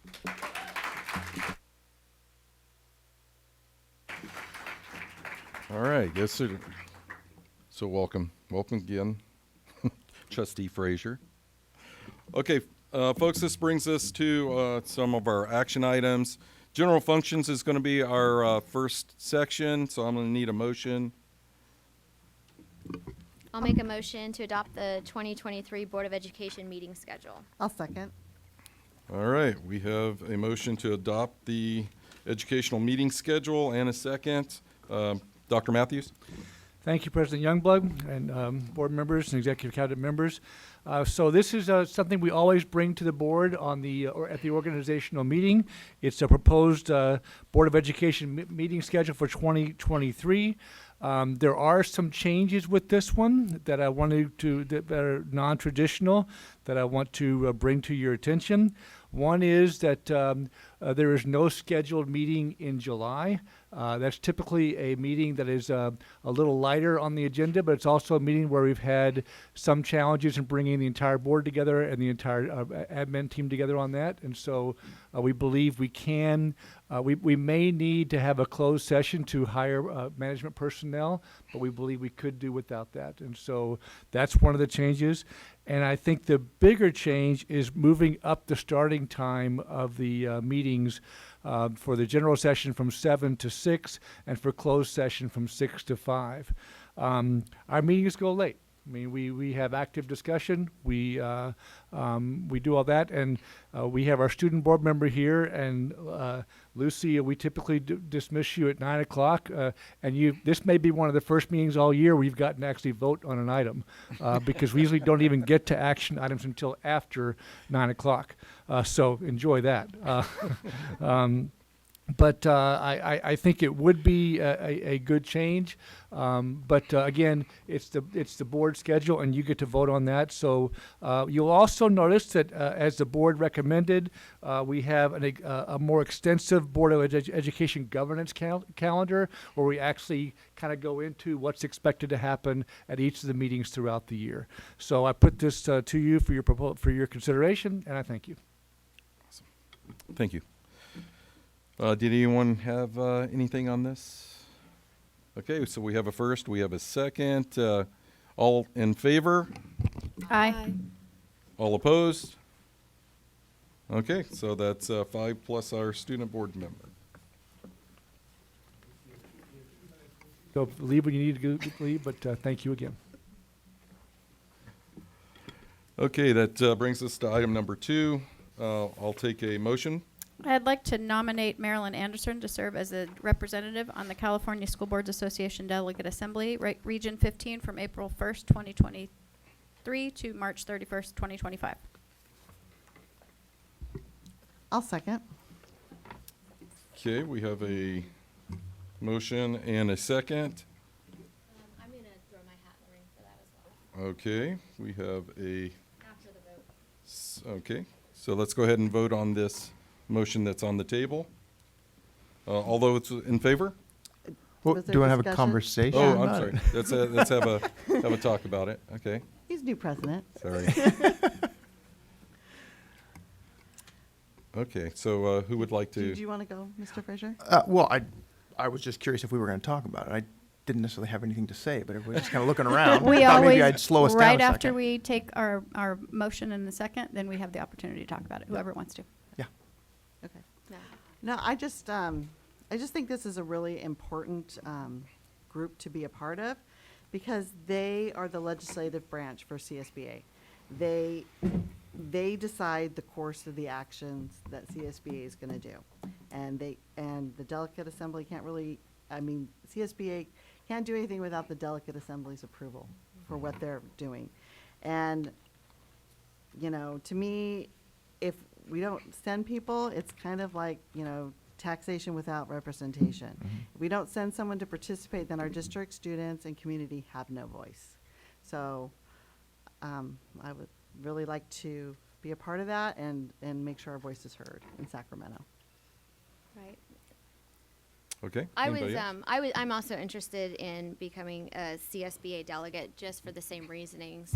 We have Carrie, who is already on, and so I think too, I could represent maybe a different constituency, and bring maybe a little bit different ideas to this. And so I'm also interested in becoming a CSBA delegate as well. Okay. Carrie, does this actually affect your? This doesn't affect me because Okay, 'cause you're mine already- is through This is next Karen's year. spot, Yeah. right? Okay. And we can have multiple. Remember, we had this discussion last year, if we could have more than 2 representatives Right. from our district, and we can. So that's not really a problem. But this is Karen Freeman's spot, what we're voting on for right now. No. I don't believe so. These are 2 other spots that were up. There's a process that it goes, now that she's not elected, that will come up again. So there will be 2 spots in other words? No. So CSBA has 500 representatives across the state. We're in Region 15, which is all of Orange County. Okay. There are approximately, I believe, 15 or 16 members from Orange County that are elected as the delegate representatives for our region. So this is kind of like the first step. So you put your name in for this step, and then as the county, as all school board members in the county, they vote on who's going to represent for Region 15. So in February, we'll get a list of candidates that we will pick and choose from there, who we want to represent us in those open spots. So this is not a guarantee that Mrs. Blades or I will be on. You did this last time, right? I did this last time, and I didn't make it. So. So we can put both of you on? Yeah, Okay. that's not a problem. Okay. I mean, we can nominate as many as we want, and there's no, max. But there's a process. You have to file the paperwork. Sure. And then we get, we get what everybody submitted, and then you can, then we choose who we're going to support. So, but bottom line, we can put both, if you're both interested, we can put both of you on the slate. There's no problem. Okay. So I would like to, if this is possible, change my nomination, change my motion to. Going rogue. I'm going a bit rogue, but I'm only going to add both names. So instead of just nominating Marilyn, I'd like to nominate Marilyn Anderson and Leandra Blades to serve as our representatives. That makes So sense. if you would Okay. Mrs. second. Blades, are you? So I second that. Oh, you second that, okay. So all those in favor? Aye. Aye. All those opposed?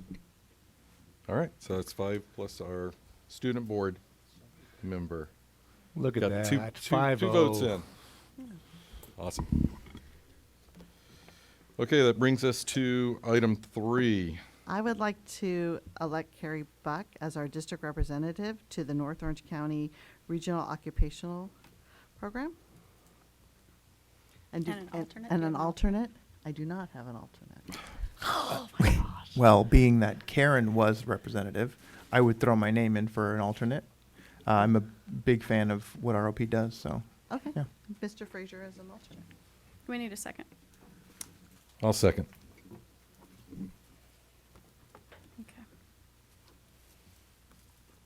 Okay, we have a motion and we have a second. All those in favor? Aye. Any discussion? Oh, any discussion? I'm sorry. Keep forgetting that. I don't have anything. Just making sure. Okay. Okay, all those in favor? Aye. All those opposed? All right. 5-0. Motion carries.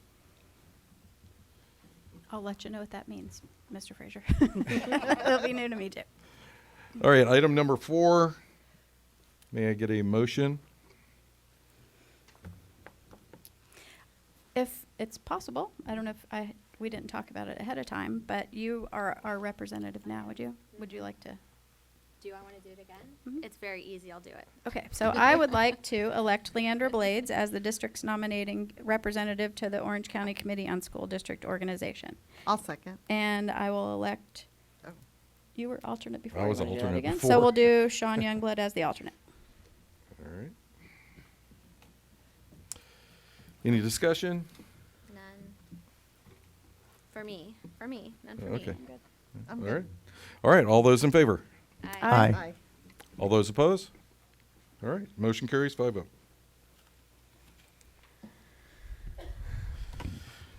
Okay. If Okay. you'd like, I'll move into number 5 here. Number 5. For Oh, general yes, I need a functions. motion for number 5, please. I move that we adopt revised board policy 2412.1-E, designated management position, second reading. I'll second. Okay. And that would be, yes, Mr. Lopez, if you would. Thank you and good evening. Tonight, our Human Resources team is bringing 3 board policies forward for a second reading. Our first item is Board Policy 2412.1-E, Designated Management Positions. You'll recall that the revision of this policy will align currently authorized positions with positions held by management employees. There were no suggestions or feedback provided at the first reading. Thank you for your consideration of this proposed revision. I don't have anything. Okay, anything? Looks good. All right. So we have a motion, we have second, and all those in favor? Aye. Aye. Anyone opposed? Okay, motion carries 5-0. I'll take a motion for number 6, please. I'll make a motion to adopt revised board policy 2412.2, evaluation of designated certificated management personnel. Second reading. Thank you. Second. All right. Motion and a second. Good. Okay, thank you. Our second item is a proposed revision to Board Policy 2412.2, Evaluation of Certificated Management Personnel, to become Evaluation of Management Personnel. The revision of this policy allows for all managers to follow the same board policy, regardless of certificated, classified, or confidential status. It also aligns our evaluation procedures to reflect the current professional standards that govern each management position, as well as the district's 4 identified areas of leadership. There were no suggestions or feedback provided at the first reading. Thank you for your consideration of this proposed revision. All right. Discussion, anything? Nope, I think it makes great sense. Yep, that's good. Okay, so all those in favor? Aye. Anyone opposed? All right, motion carries 5-0.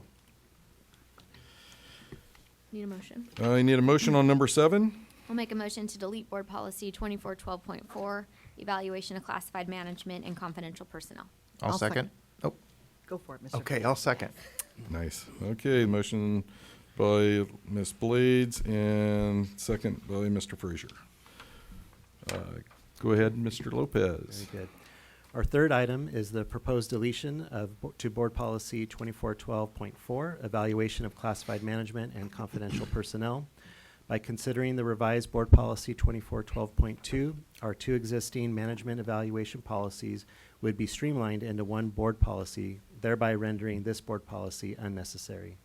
There were no suggestions or feedback provided at the first reading. Thank you for your consideration of this proposed deletion. Okay. Anyone discuss? No? I'm good. All right. All those in favor? Aye. Anyone opposed? All right. Motion carries 5-0. All right, number 8. Take a motion. Motion. I'll make a motion to revise board policy 4140.1, 4240.1, employee assistance program, first reading. I'll second. Okay. Sorry, I keep calling you Mr., but Dr. Lopez. Mr. is fine. Thank you. Tonight, our Human Resources team is also bringing forward 2 board policies for revision consideration for a first reading. It is my pleasure to welcome to the lectern Human Resources Director Olivia Young. Good evening, President Youngblood, members of the board, Superintendent Dr. Matthews, and Executive Cabinet. Tonight on the agenda is a proposed revision to Board Policies 4140.1/4240.1, Employee Assistance Program. The board periodically reviews and updates policies in order to accurately reflect the operational practices of the district. The revision of this policy will provide more information about the Employee Assistance Program, its confidentiality, and the role of management to make employees aware of it. Thank you for your consideration of this proposed revision. Okay, thank you, Ms. Young. Anyone have anything? Discussion, anything, guys? I have a recommendation, but not to actually go into the document. But I've gotten some feedback that sometimes it's helpful and sometimes it's not. So having a regular, ongoing, maybe test run where somebody calls and tries to go through the process to make sure it's happening correctly and that we're getting a good result at the end would be helpful. But I like the update in this. Yeah, I really like supporting our staff, so thank you. Yeah, if you hear that feedback, let us know, please, because I was at a superintendent's meeting at Orange County, and that question was being asked. And so, because the county, we want to provide quick turnaround of that service. So, yeah, that way we can give that feedback too. So, thank you. Awesome. Okay, so let's go ahead and take a vote. All those in favor? Aye. Any opposed? All right, motion carries 5-0. Thank you, ma'am. Okay, let's look at number 9. I'll take a motion for. Make a motion to revise board policy 6112, official school hours, first reading. I'll second. All right, Ms. Blades makes a motion. Ms. Anderson, you get the second. Let's go to Ms. Young again. Thank you.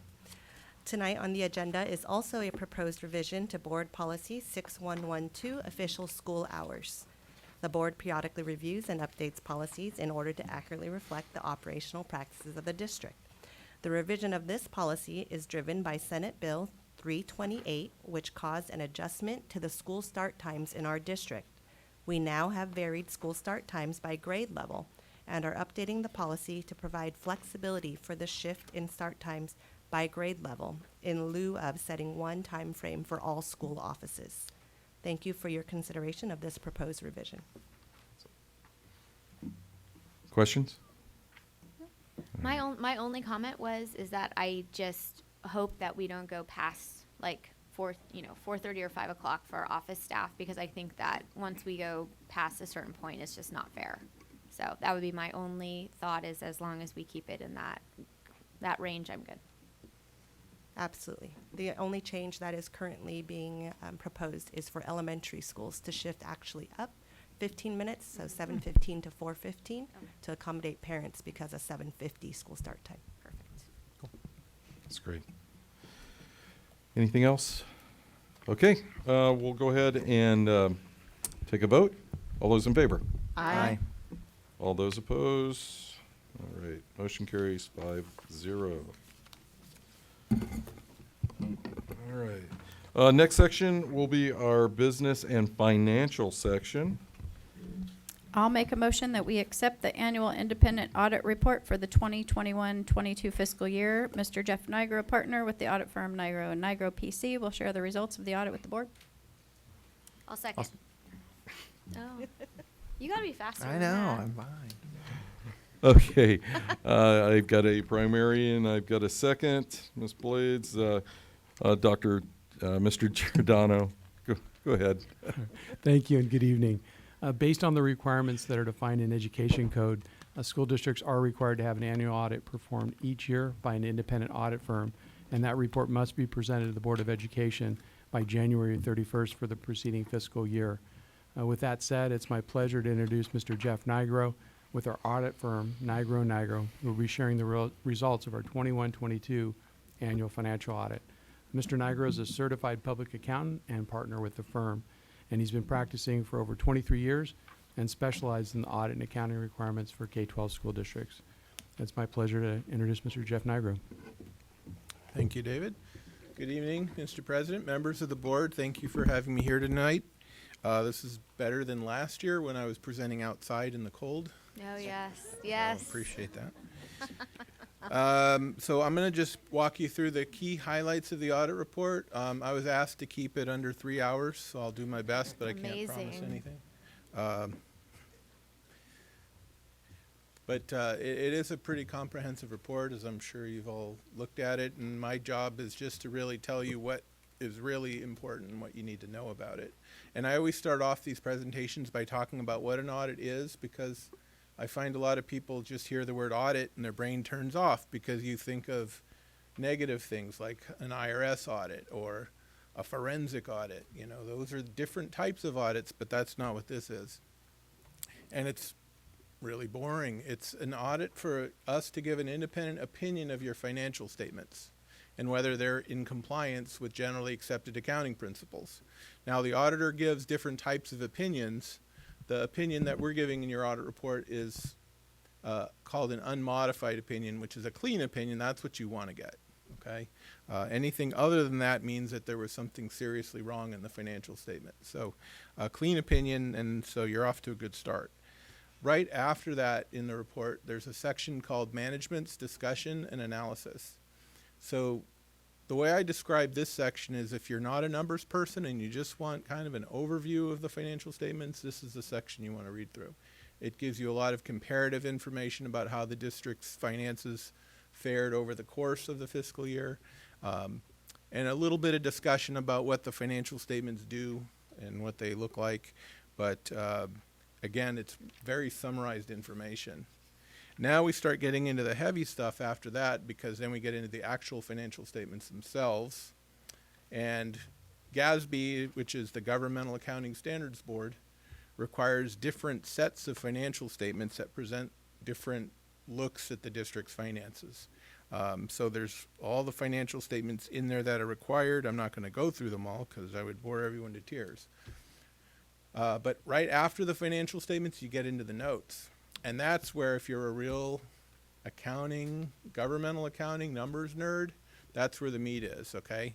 I doubt very few people in this room are really that into it, but if you are interested, there's a lot of information in there about how the district accounts for various types of activities, a lot of detail behind the numbers, information about the district's outstanding bonds, capital assets, pension plans, retiree benefits, all that sort of stuff is in there. So like I said, a lot of detail in that section if you really want to dive into the hard stuff. After the notes, we get into some other stuff. There's this required supplementary information section, and that's information that's required by GASB to accompany the financial statements. So there's information in there about the district's STIRS and PERS pension plans, as well as the district's retiree health benefits plans. So it talks about how much has been paid over the years, the contribution amounts, things like that. After that, there's another supplementary information section, which is not required by GASB, but this stuff is required by the State Controller's Office. And that's the agency up in Sacramento that receives and approves audit reports for school districts, county offices of education, and charter schools throughout California. And so they mandate certain information to be included in your audit, and that information is presented here. Then we've got some other independent auditor reports. And so this is AICPA written letters that basically say that we followed all the standards we were required to follow when we conducted your audit. So yes, we looked at your financial statements, but we also looked at your internal controls. We looked at your compliance with certain federal programs, and we looked at compliance with certain state programs. And all these letters are saying is that if we found anything where the district was out of compliance with any of those federal or state programs, or if we found any weaknesses in internal controls, then we would report them to you in this audit as findings. And then that takes us to the final section, which everyone usually flips to first, which is the finding section. Pleased to report there were no financial statement internal control weakness findings. There were no findings over federal programs, and there were 2 findings in the area of state compliance. One of which I want to say is in practically every audit report that we're doing this year, because for some reason the state decided that they wanted to shut down the state's attendance reporting software and not allow districts to revise their attendance reports as they've always done in the past. And so the only way that districts are now allowed to make changes is if it shows up as a finding in your audit report. So there you go. And then the last section of the report is some items that we wanted to just mention. They don't rise to the level of being audit findings because they weren't significant enough of issues, but they were important enough that we felt to bring it to your attention. And so those are in the back of the report as required again by the state audit guide. So that's it. I think I kept it under 3 hours, but I'd be happy to answer any questions. Okay, I figured the only person was probably Dave that knew everything he was talking about. I fell asleep a little between that, but no, I'm just kidding. Mr. Frazier, you got anything on that? No, I understood everything you said. I'm glad that He kind of calls you nerds, and maybe a few nerds that can help. Yes, ma'am.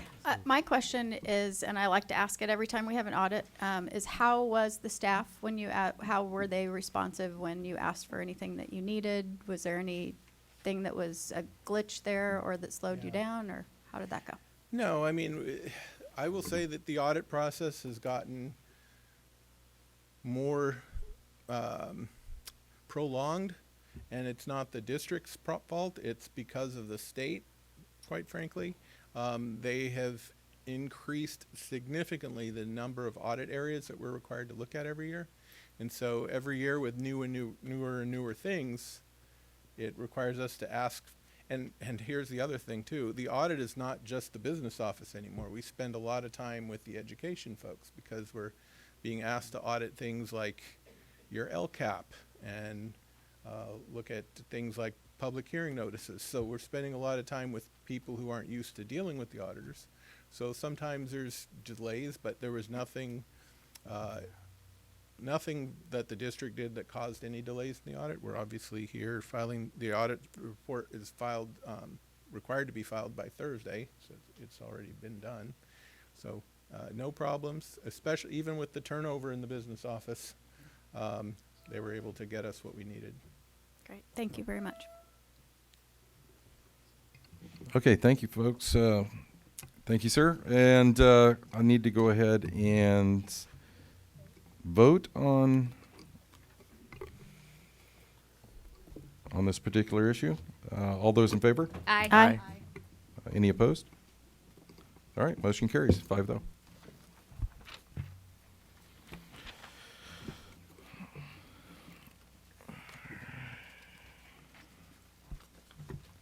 I'd like to make a motion to approve the 2022-23 first interim report with a positive certification.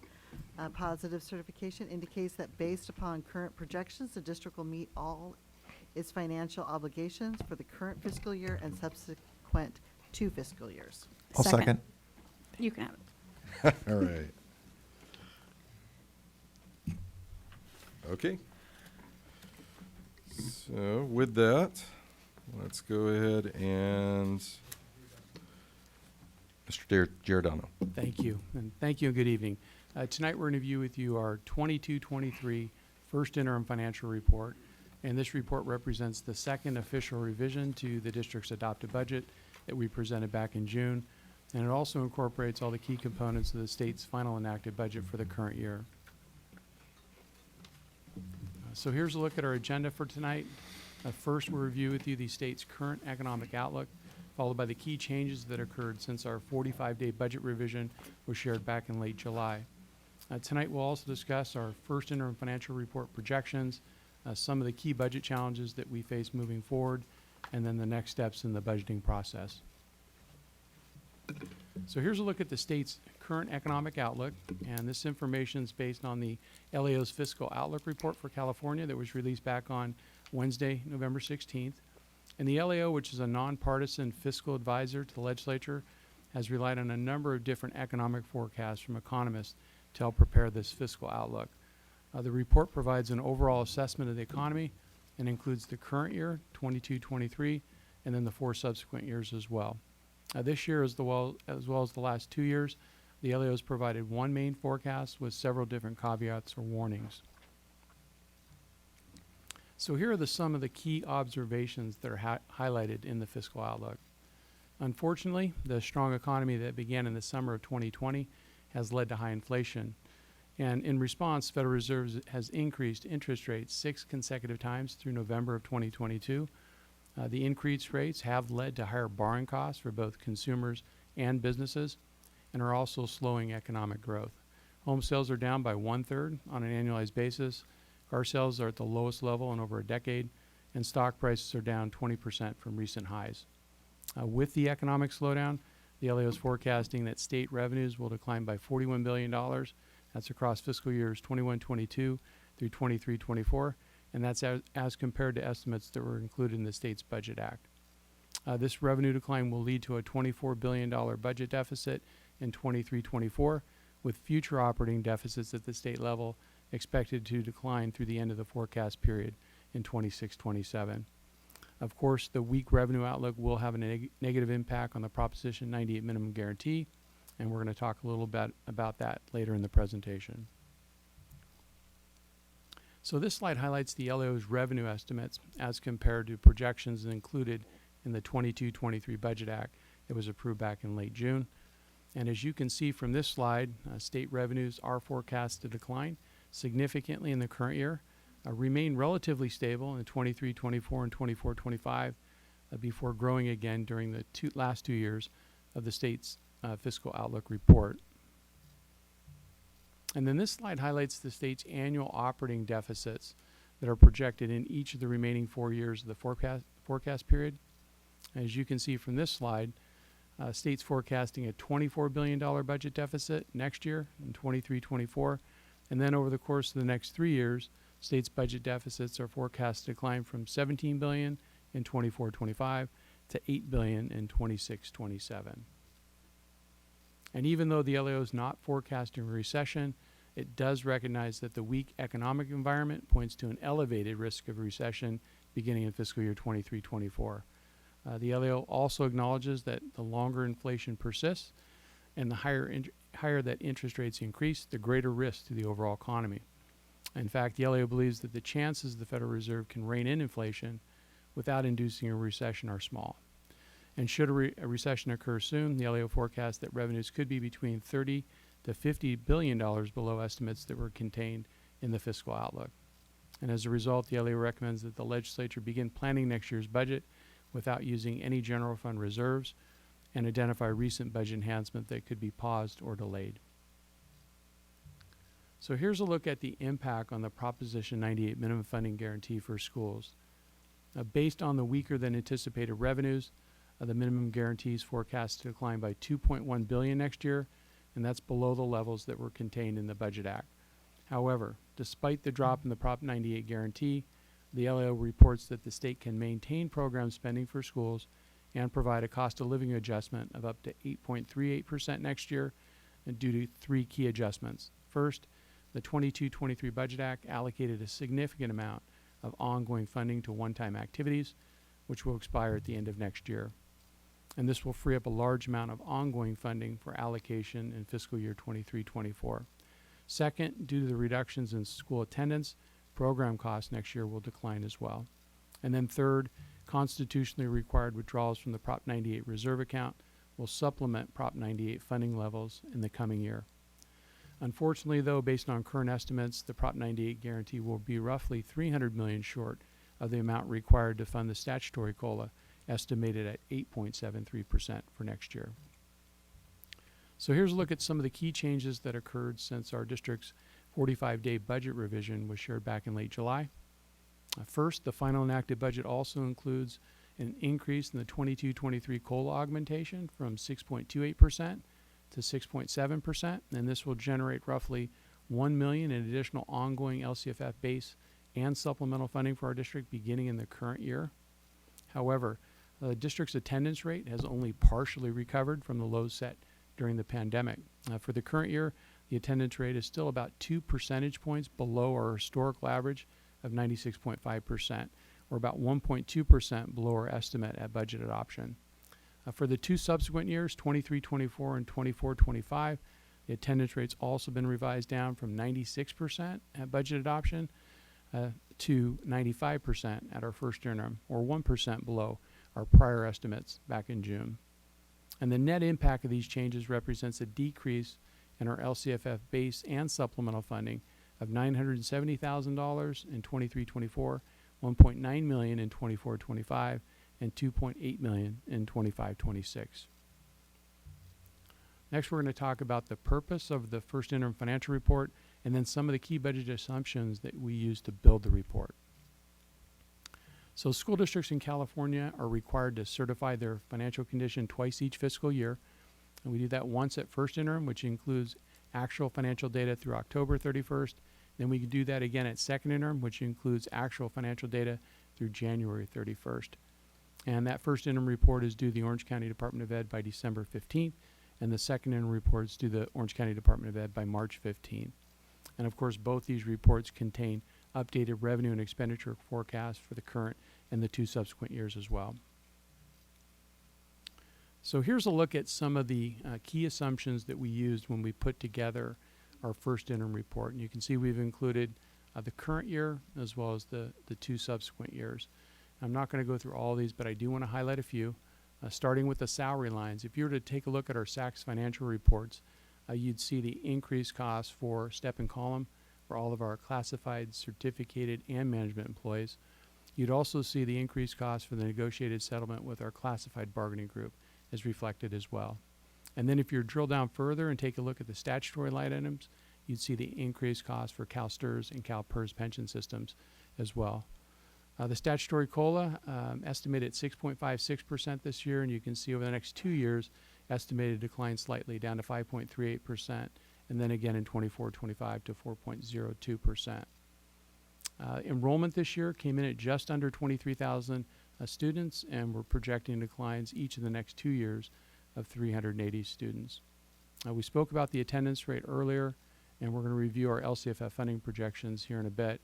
Health and welfare benefit costs came in at 5.2% over the prior year, and that's based on the final negotiated rates with all of our health and welfare benefit providers. And then in the two subsequent years, you can see we budgeted increases of 6%, and that's based on national healthcare cost trends. So taking a look at our district enrollment going all the way back to 2015-16, our districts experienced a cumulative decline in annual enrollment of 2,612 students over that 7-year period. And the average annual enrollment decline during that same time frame represents a loss of 373 students each year. And this year, enrollments declined by approximately 380 students over the prior year. And although the enrollment declined steeper than the pre-pandemic years, In percentage terms, the decline's less than the average experienced among other Orange County districts, and that's based on the initial enrollment numbers that we got from the Orange County Department of Ed. However, we'll have a better comparison to share with the board after the CalPADS numbers are released in January. Can I ask a quick question? When you look at 1% of students, what that ADA looks like, what is the dollar amount for that? That's a great question. So when you look at our total LCFF funding, it's a little over 270 million. You'll see that here in another slide. So 1% of that is about $2.7 million each and every year. Yeah, it's a big number. So here's a look at our multi-year projection. And here I'm just focusing in on our unrestricted operating accounts. And you can see we've included the current year, 22-23, and then we included the 3 subsequent years as well. And so for the current year, 22-23, you can see that we're forecasting an operating surplus of $12.4 million.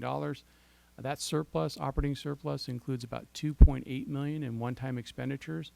When we back out those one-time expenditures, we're left with a structural surplus in the current year of $15.2 million. In 23-24, you can see that structural surplus remains at $15.2 million. But in 24-25 and 25-26, you can see it drops down to $11.4 million and $11.2 million, respectively. And again, the reason for the decline in that structural surplus in the out year has to do with the fact that our costs are rising faster than our operating revenues under the LCFF, and it has to do with, primarily to do with the loss in ADA that we experienced during the pandemic. That ADA loss is being spread across our multi-year projection.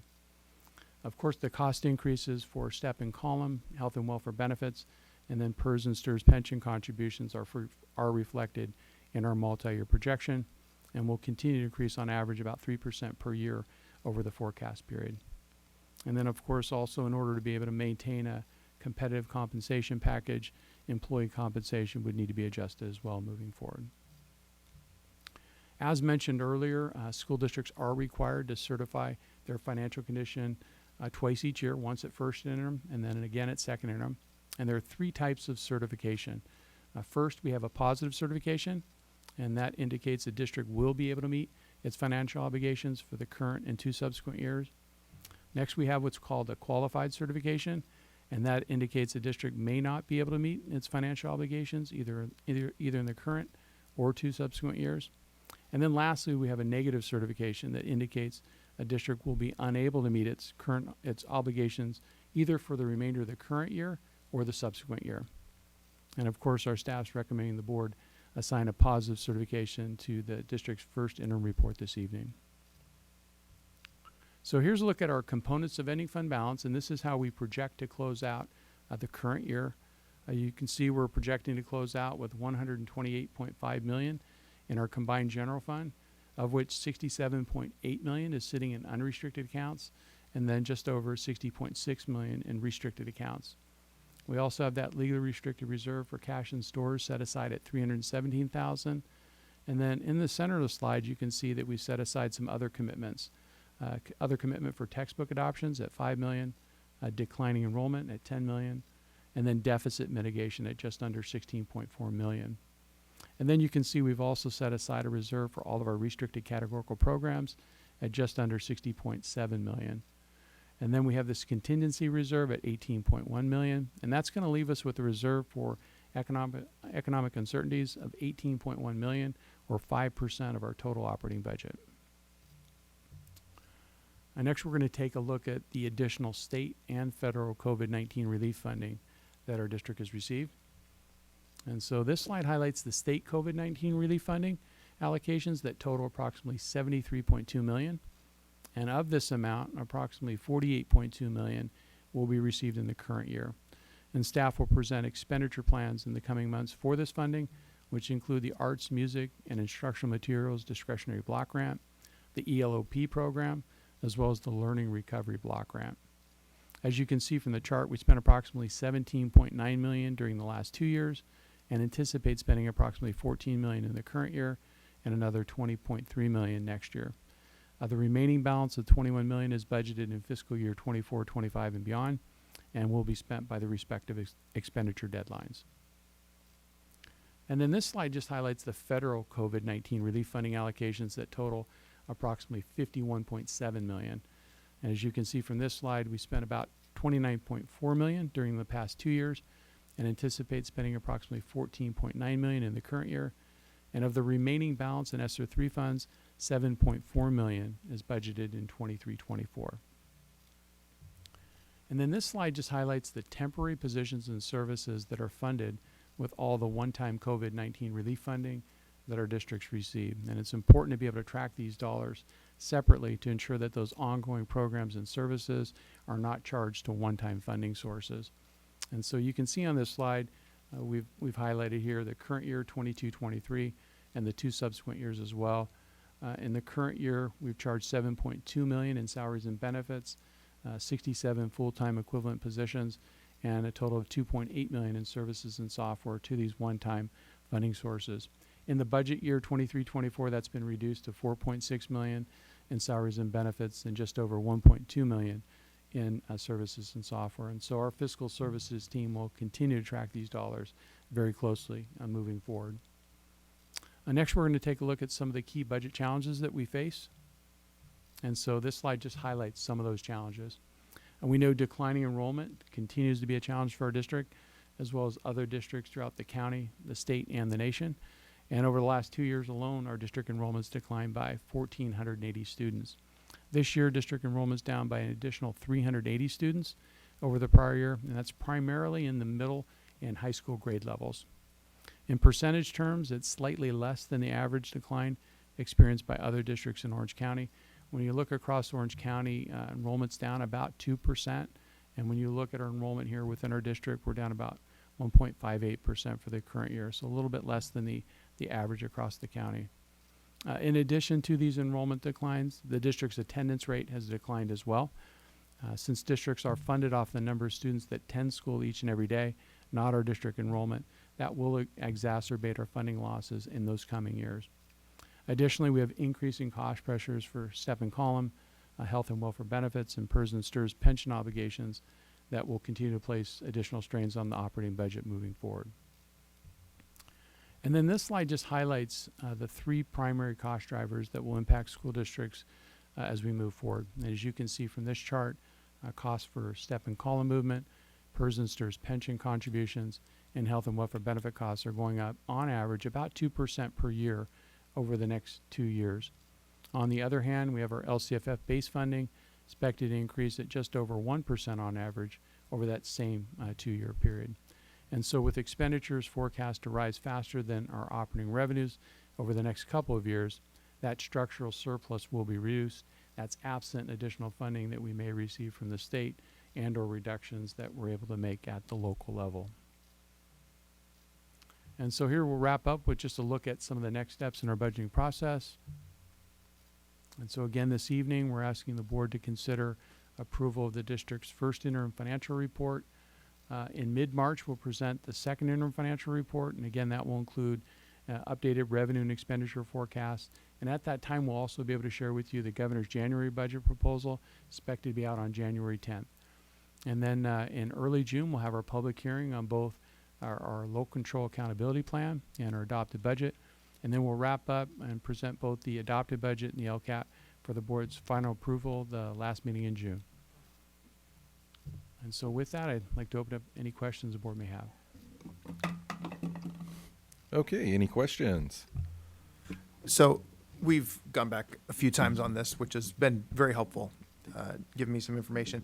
You made mention a couple of different times about the one-time funding going out, that the additional 41 million Yes. that's in the budget, that potentially some of that is going to be come back as ongoing funding, but that is not included in these figures moving forward? Yeah, so the monies, so let me go back to that slide. where we Yeah, I think it talked was about page 5 or slide 9.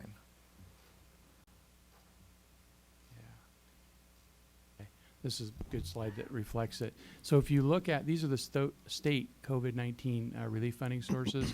And if you look at the very last three items on there, the arts, music, and instructional materials discretionary block grant, the ELOP program, and that learning recovery emergency block grant, they all have different expenditure timelines. And so the dollars are budgeted across the multi-year projection. And I could provide you a breakout of exactly what's budgeted in each fiscal year, but it's spread across the multi-year projection. And so, but each program's a little bit different. Mhm. The ELOP program, for example, is ongoing funding, and we'll receive that funding each and every year, whereas those other two programs are one-time funding sources, and we'll have to budget it, appropriately over each of the next few years. Is the ELO contained in the projections going forward? The ELOP is. Yeah, it is. Okay. It is, correct. And it's on, when we review the budget this evening, we're really focusing in on those unrestricted operating accounts. Mhm. That's really on the restricted side. Mhm. And so when you pull the budget book and you review that, you'll see those numbers reflected there. Okay, perfect. Thank you. All right, thank you, Mr. Giordano. Well, if there's no more questions, let's go ahead and take a vote. All in favor? Aye. Aye. All opposed? All right, motion carries 5-0. Okay, that brings us to our human resources. Number 1.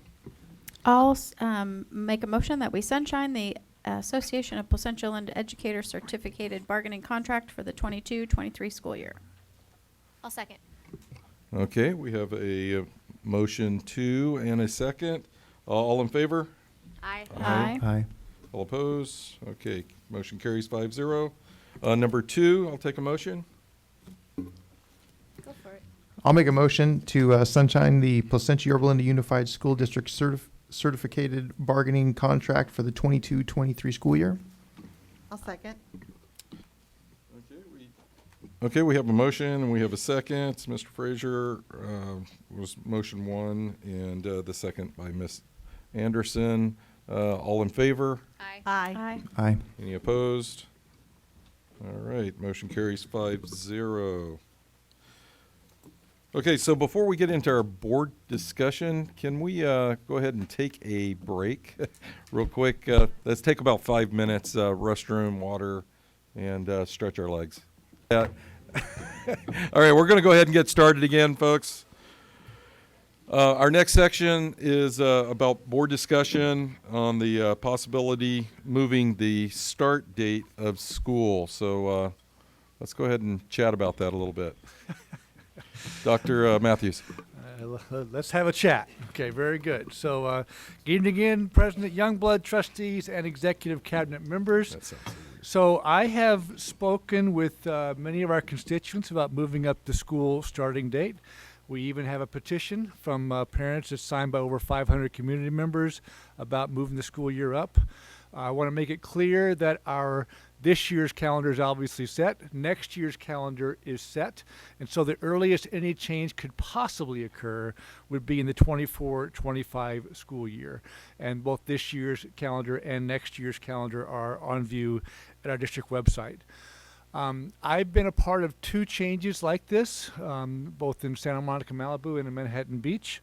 I do believe the changes were positive for students to move it earlier in the school year, but both the changes were extremely challenging. And so they're not easy changes to make, and they required a great deal of communication among stakeholders and opportunities for input.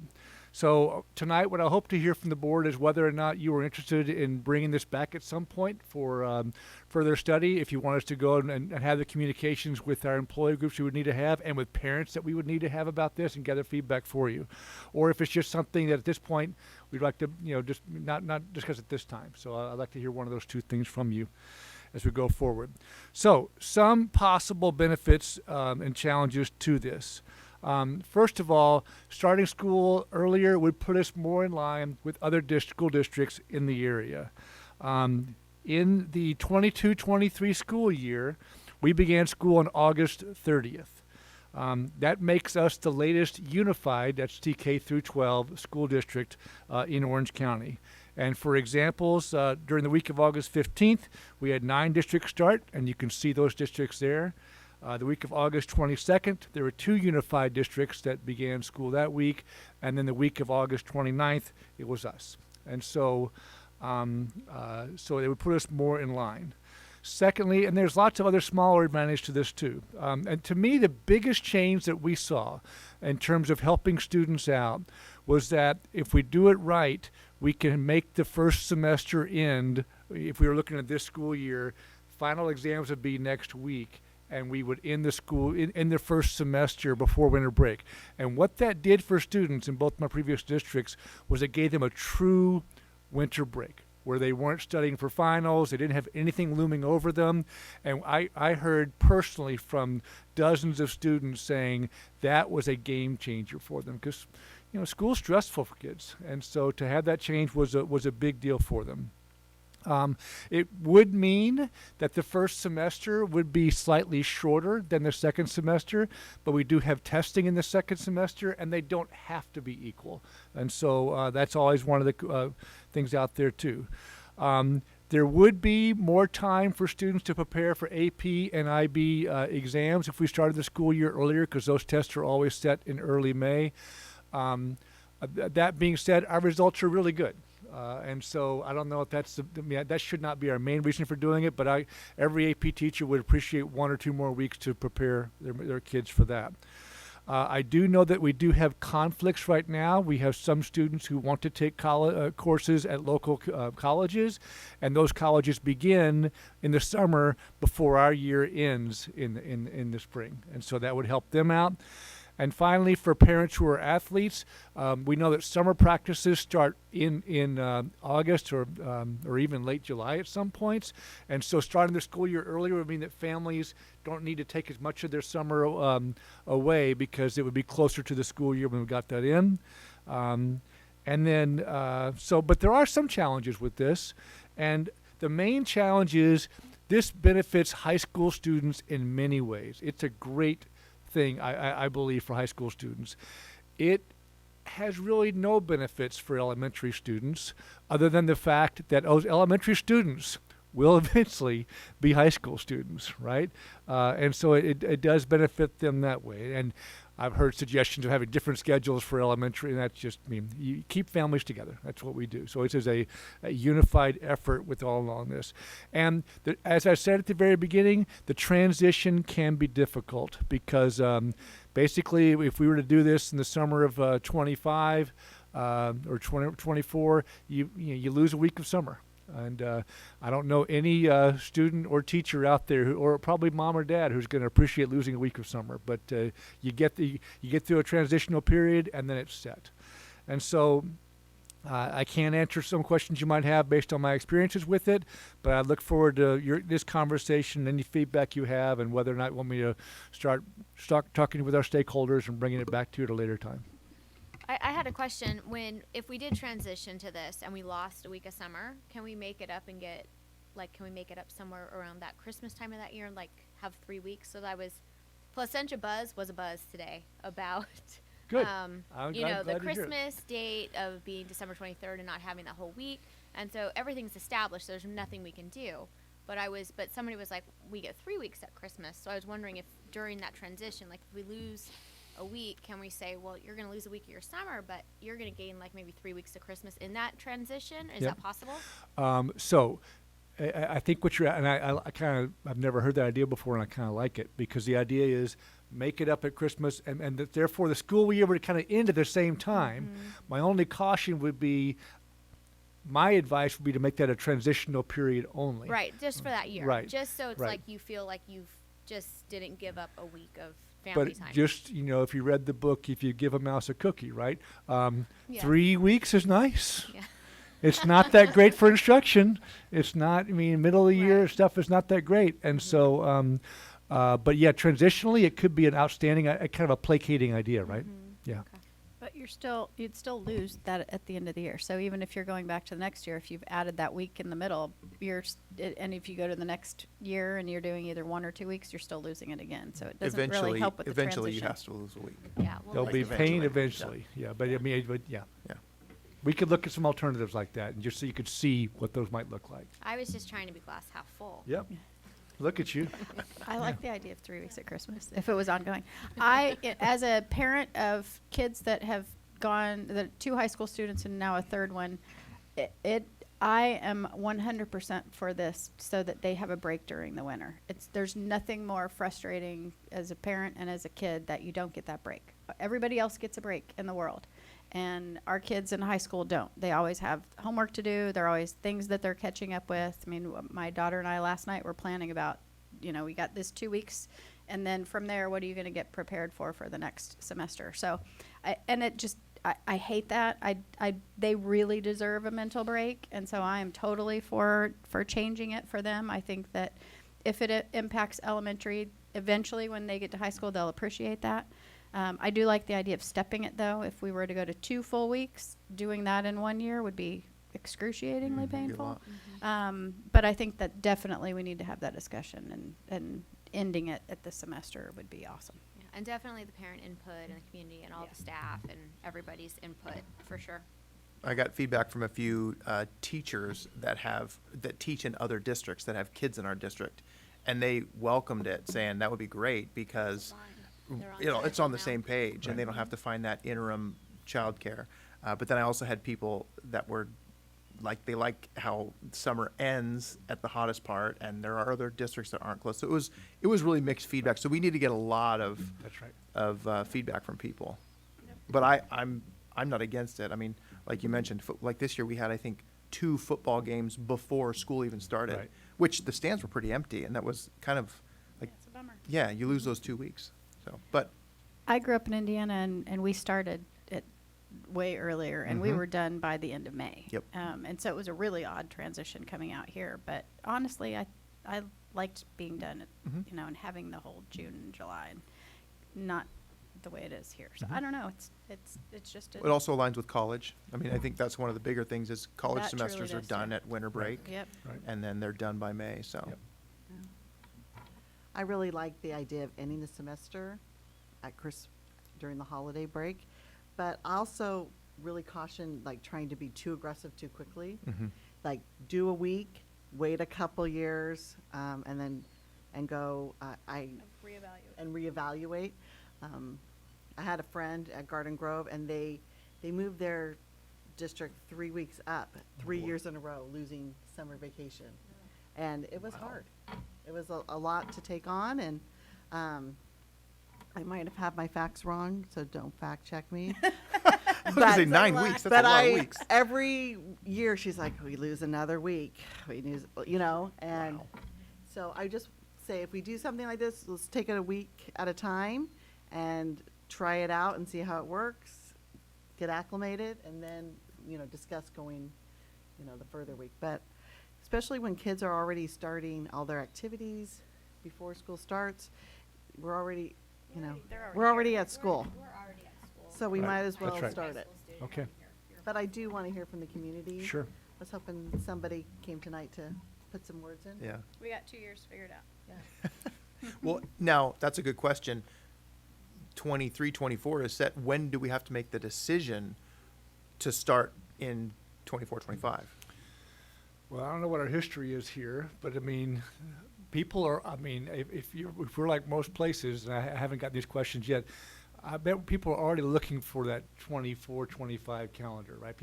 Some people are making plans for them. So do we have? Yeah. Yeah. So I don't think it's too early to start looking at that for a late spring decision or something like that. And people can mentally prepare, honestly, for. Right. That's right. Okay, we know in a year I'm losing a week or whatever. Okay. Also, I think it may cut down on some of the student attendance problems, especially around those holidays. Maybe, yeah. Yeah. Families are already planning their vacay, and they've got to pull their kid out of school to go do it. So that might help us in that long run. Right. All right. Well, I'm clear on the feedback. Thank you very much. And so we'll my next effort will be to start reaching out to our stakeholders, and I'll keep you posted on where we are. Okay. Thank you very much. Excellent. Thank you, Dr. Matthews. Okay, that brings us to our consent calendar. The actions proposed for the consent calendar items are consistent with approved practices of the district and are deemed routine in nature. The trustees received board agenda backup information in advance of the scheduled meetings and are prepared to vote with the knowledge on the block items. So I'll need to have a motion. Actually, Oh, can I can we- pull number 18? Number 18. Yes. Okay. Others? Okay. All right, so we will, with the exclusion of number 18. I'll make a motion that we approve the consent calendar minus 18. Excellent. I'll second. Okay, all those in favor? Aye. Aye. All those opposed? All right. So, So you need a motion for 18? motion for 18, please. I'll make a motion to approve the agreement with Orange County Superintendent of Schools for the OC Pathways Regional K-16 Education Collaborative Grant Program and the Interagency Data Sharing Agreement through June 30, 2026. I'll second. All right, so motion made by Ms. Trustee Blades and seconded by Trustee Frazier. You want to go ahead and talk to us about Yeah, I was asking for more information on this, and I didn't know if we could hold this item just because I was wondering if we could get some parent feedback, just because selling data and, parents releasing data about their children, I just didn't feel like it was, I just don't feel comfortable with the decision because I know how kids or how parents are about their kids' privacy and the data, and essentially our numbers guys, they're going to give us $320,000, and I think that was like $11,000 or $12,000 a kid to collect this data. And I kind of kept looking on there, and from what I was reading, it almost sounded like they just needed one like K-12 school district, one community college, one UC to make this whole plan work. So I just wasn't sure if time was on our side for us to hold this and maybe ask the parents or ask if they're comfortable with this. It just seems like this is kind of a privacy issue.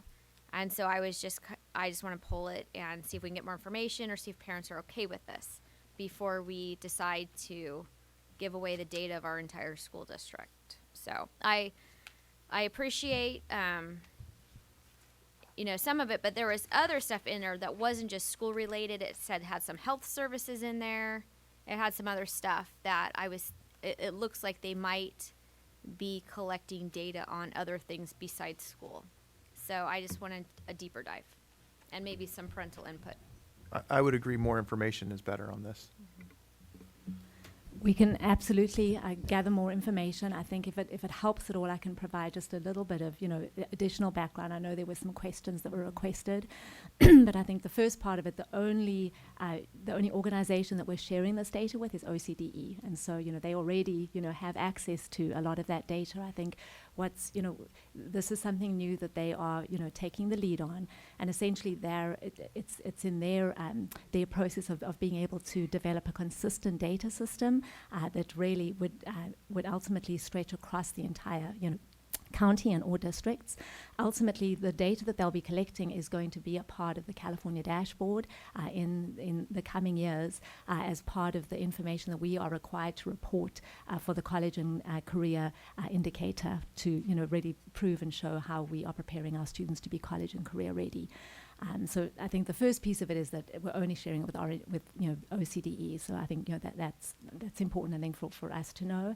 And the other piece is that the majority of it is disaggregated. So it's really that they're looking for information to kind of get a sense of how many of our students, particularly our underrepresented students, so our significant populations, looking at our sort of English learners, our lower socioeconomic disadvantaged students, to really get a sense of how many of them are taking advantage of those programs that give them more access to college and career readiness. So whether it's a four-year college, once they leave high school, or their ability to really get higher paying jobs through the skills that they're learning through some of our career pathways at our own high schools.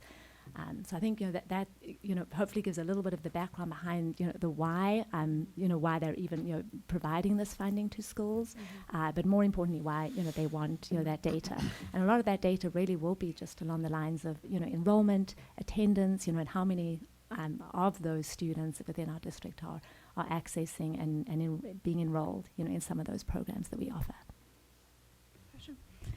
The data that they'll be collecting or that we'll be providing, will it have any identification numbers associated with it, or are they general numbers? Will there be names? Will they be able to trace it directly to a student? Right, so we did have that discussion with Orange County. In fact, a follow-up conversation with them today to verify and ask those specific questions. So, I mean, obviously, initially, if they are looking at some of the individual student data, it would be aligned, to a student's identification number initially, but they use the term scrubbing. They scrub the data, the moment they receive it, because they're not interested in aligning it to an individual student. It's really just about, having it disaggregated, right, to have the overarching averages to tell the story. And so, that could be something that we could go back to them to just, have that verification in writing that, we really are only going to be presenting that data, as overarching averages. Disaggregated, is the term that's utilized. As well as maybe some cybersecurity piece of it, as we're transferring data back and forth, what that looks like and the ability how for it's being them shared, to you be to make sure it's safe. Absolutely, right. And I know that is a part of what they're required to, to ensure, and I believe that may even be part of the contract, that there, are safeguards that are written into the agreement that we, sign with them. And so, that's all a part of the FERPA, guidelines and agreements that they're required to abide by.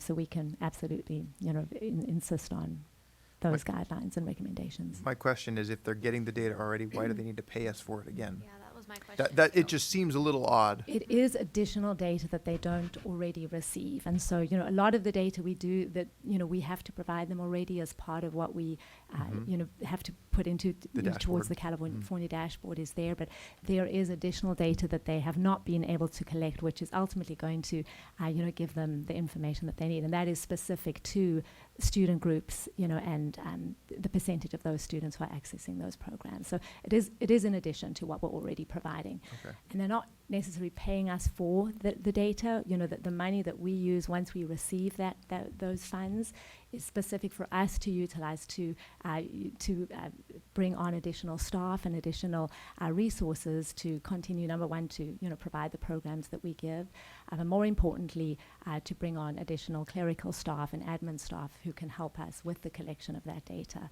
and to ultimately it helps inform us and our best practices as well. It's a lot of that information we are already looking at through our Close the Gap, committee to identify what supports we need in place to provide those services for our students.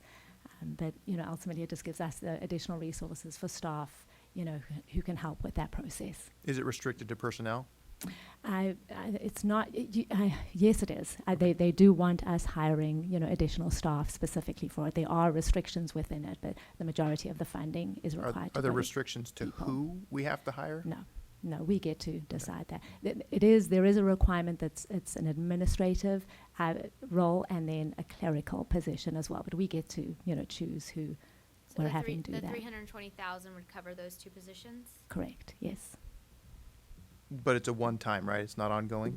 No, it's ongoing. Oh, this is ongoing. This will continue, yes, yeah. And I'm going to look over to our high school director just to be sure it is ongoing, right, Gina? For 4 years, thank you. Okay.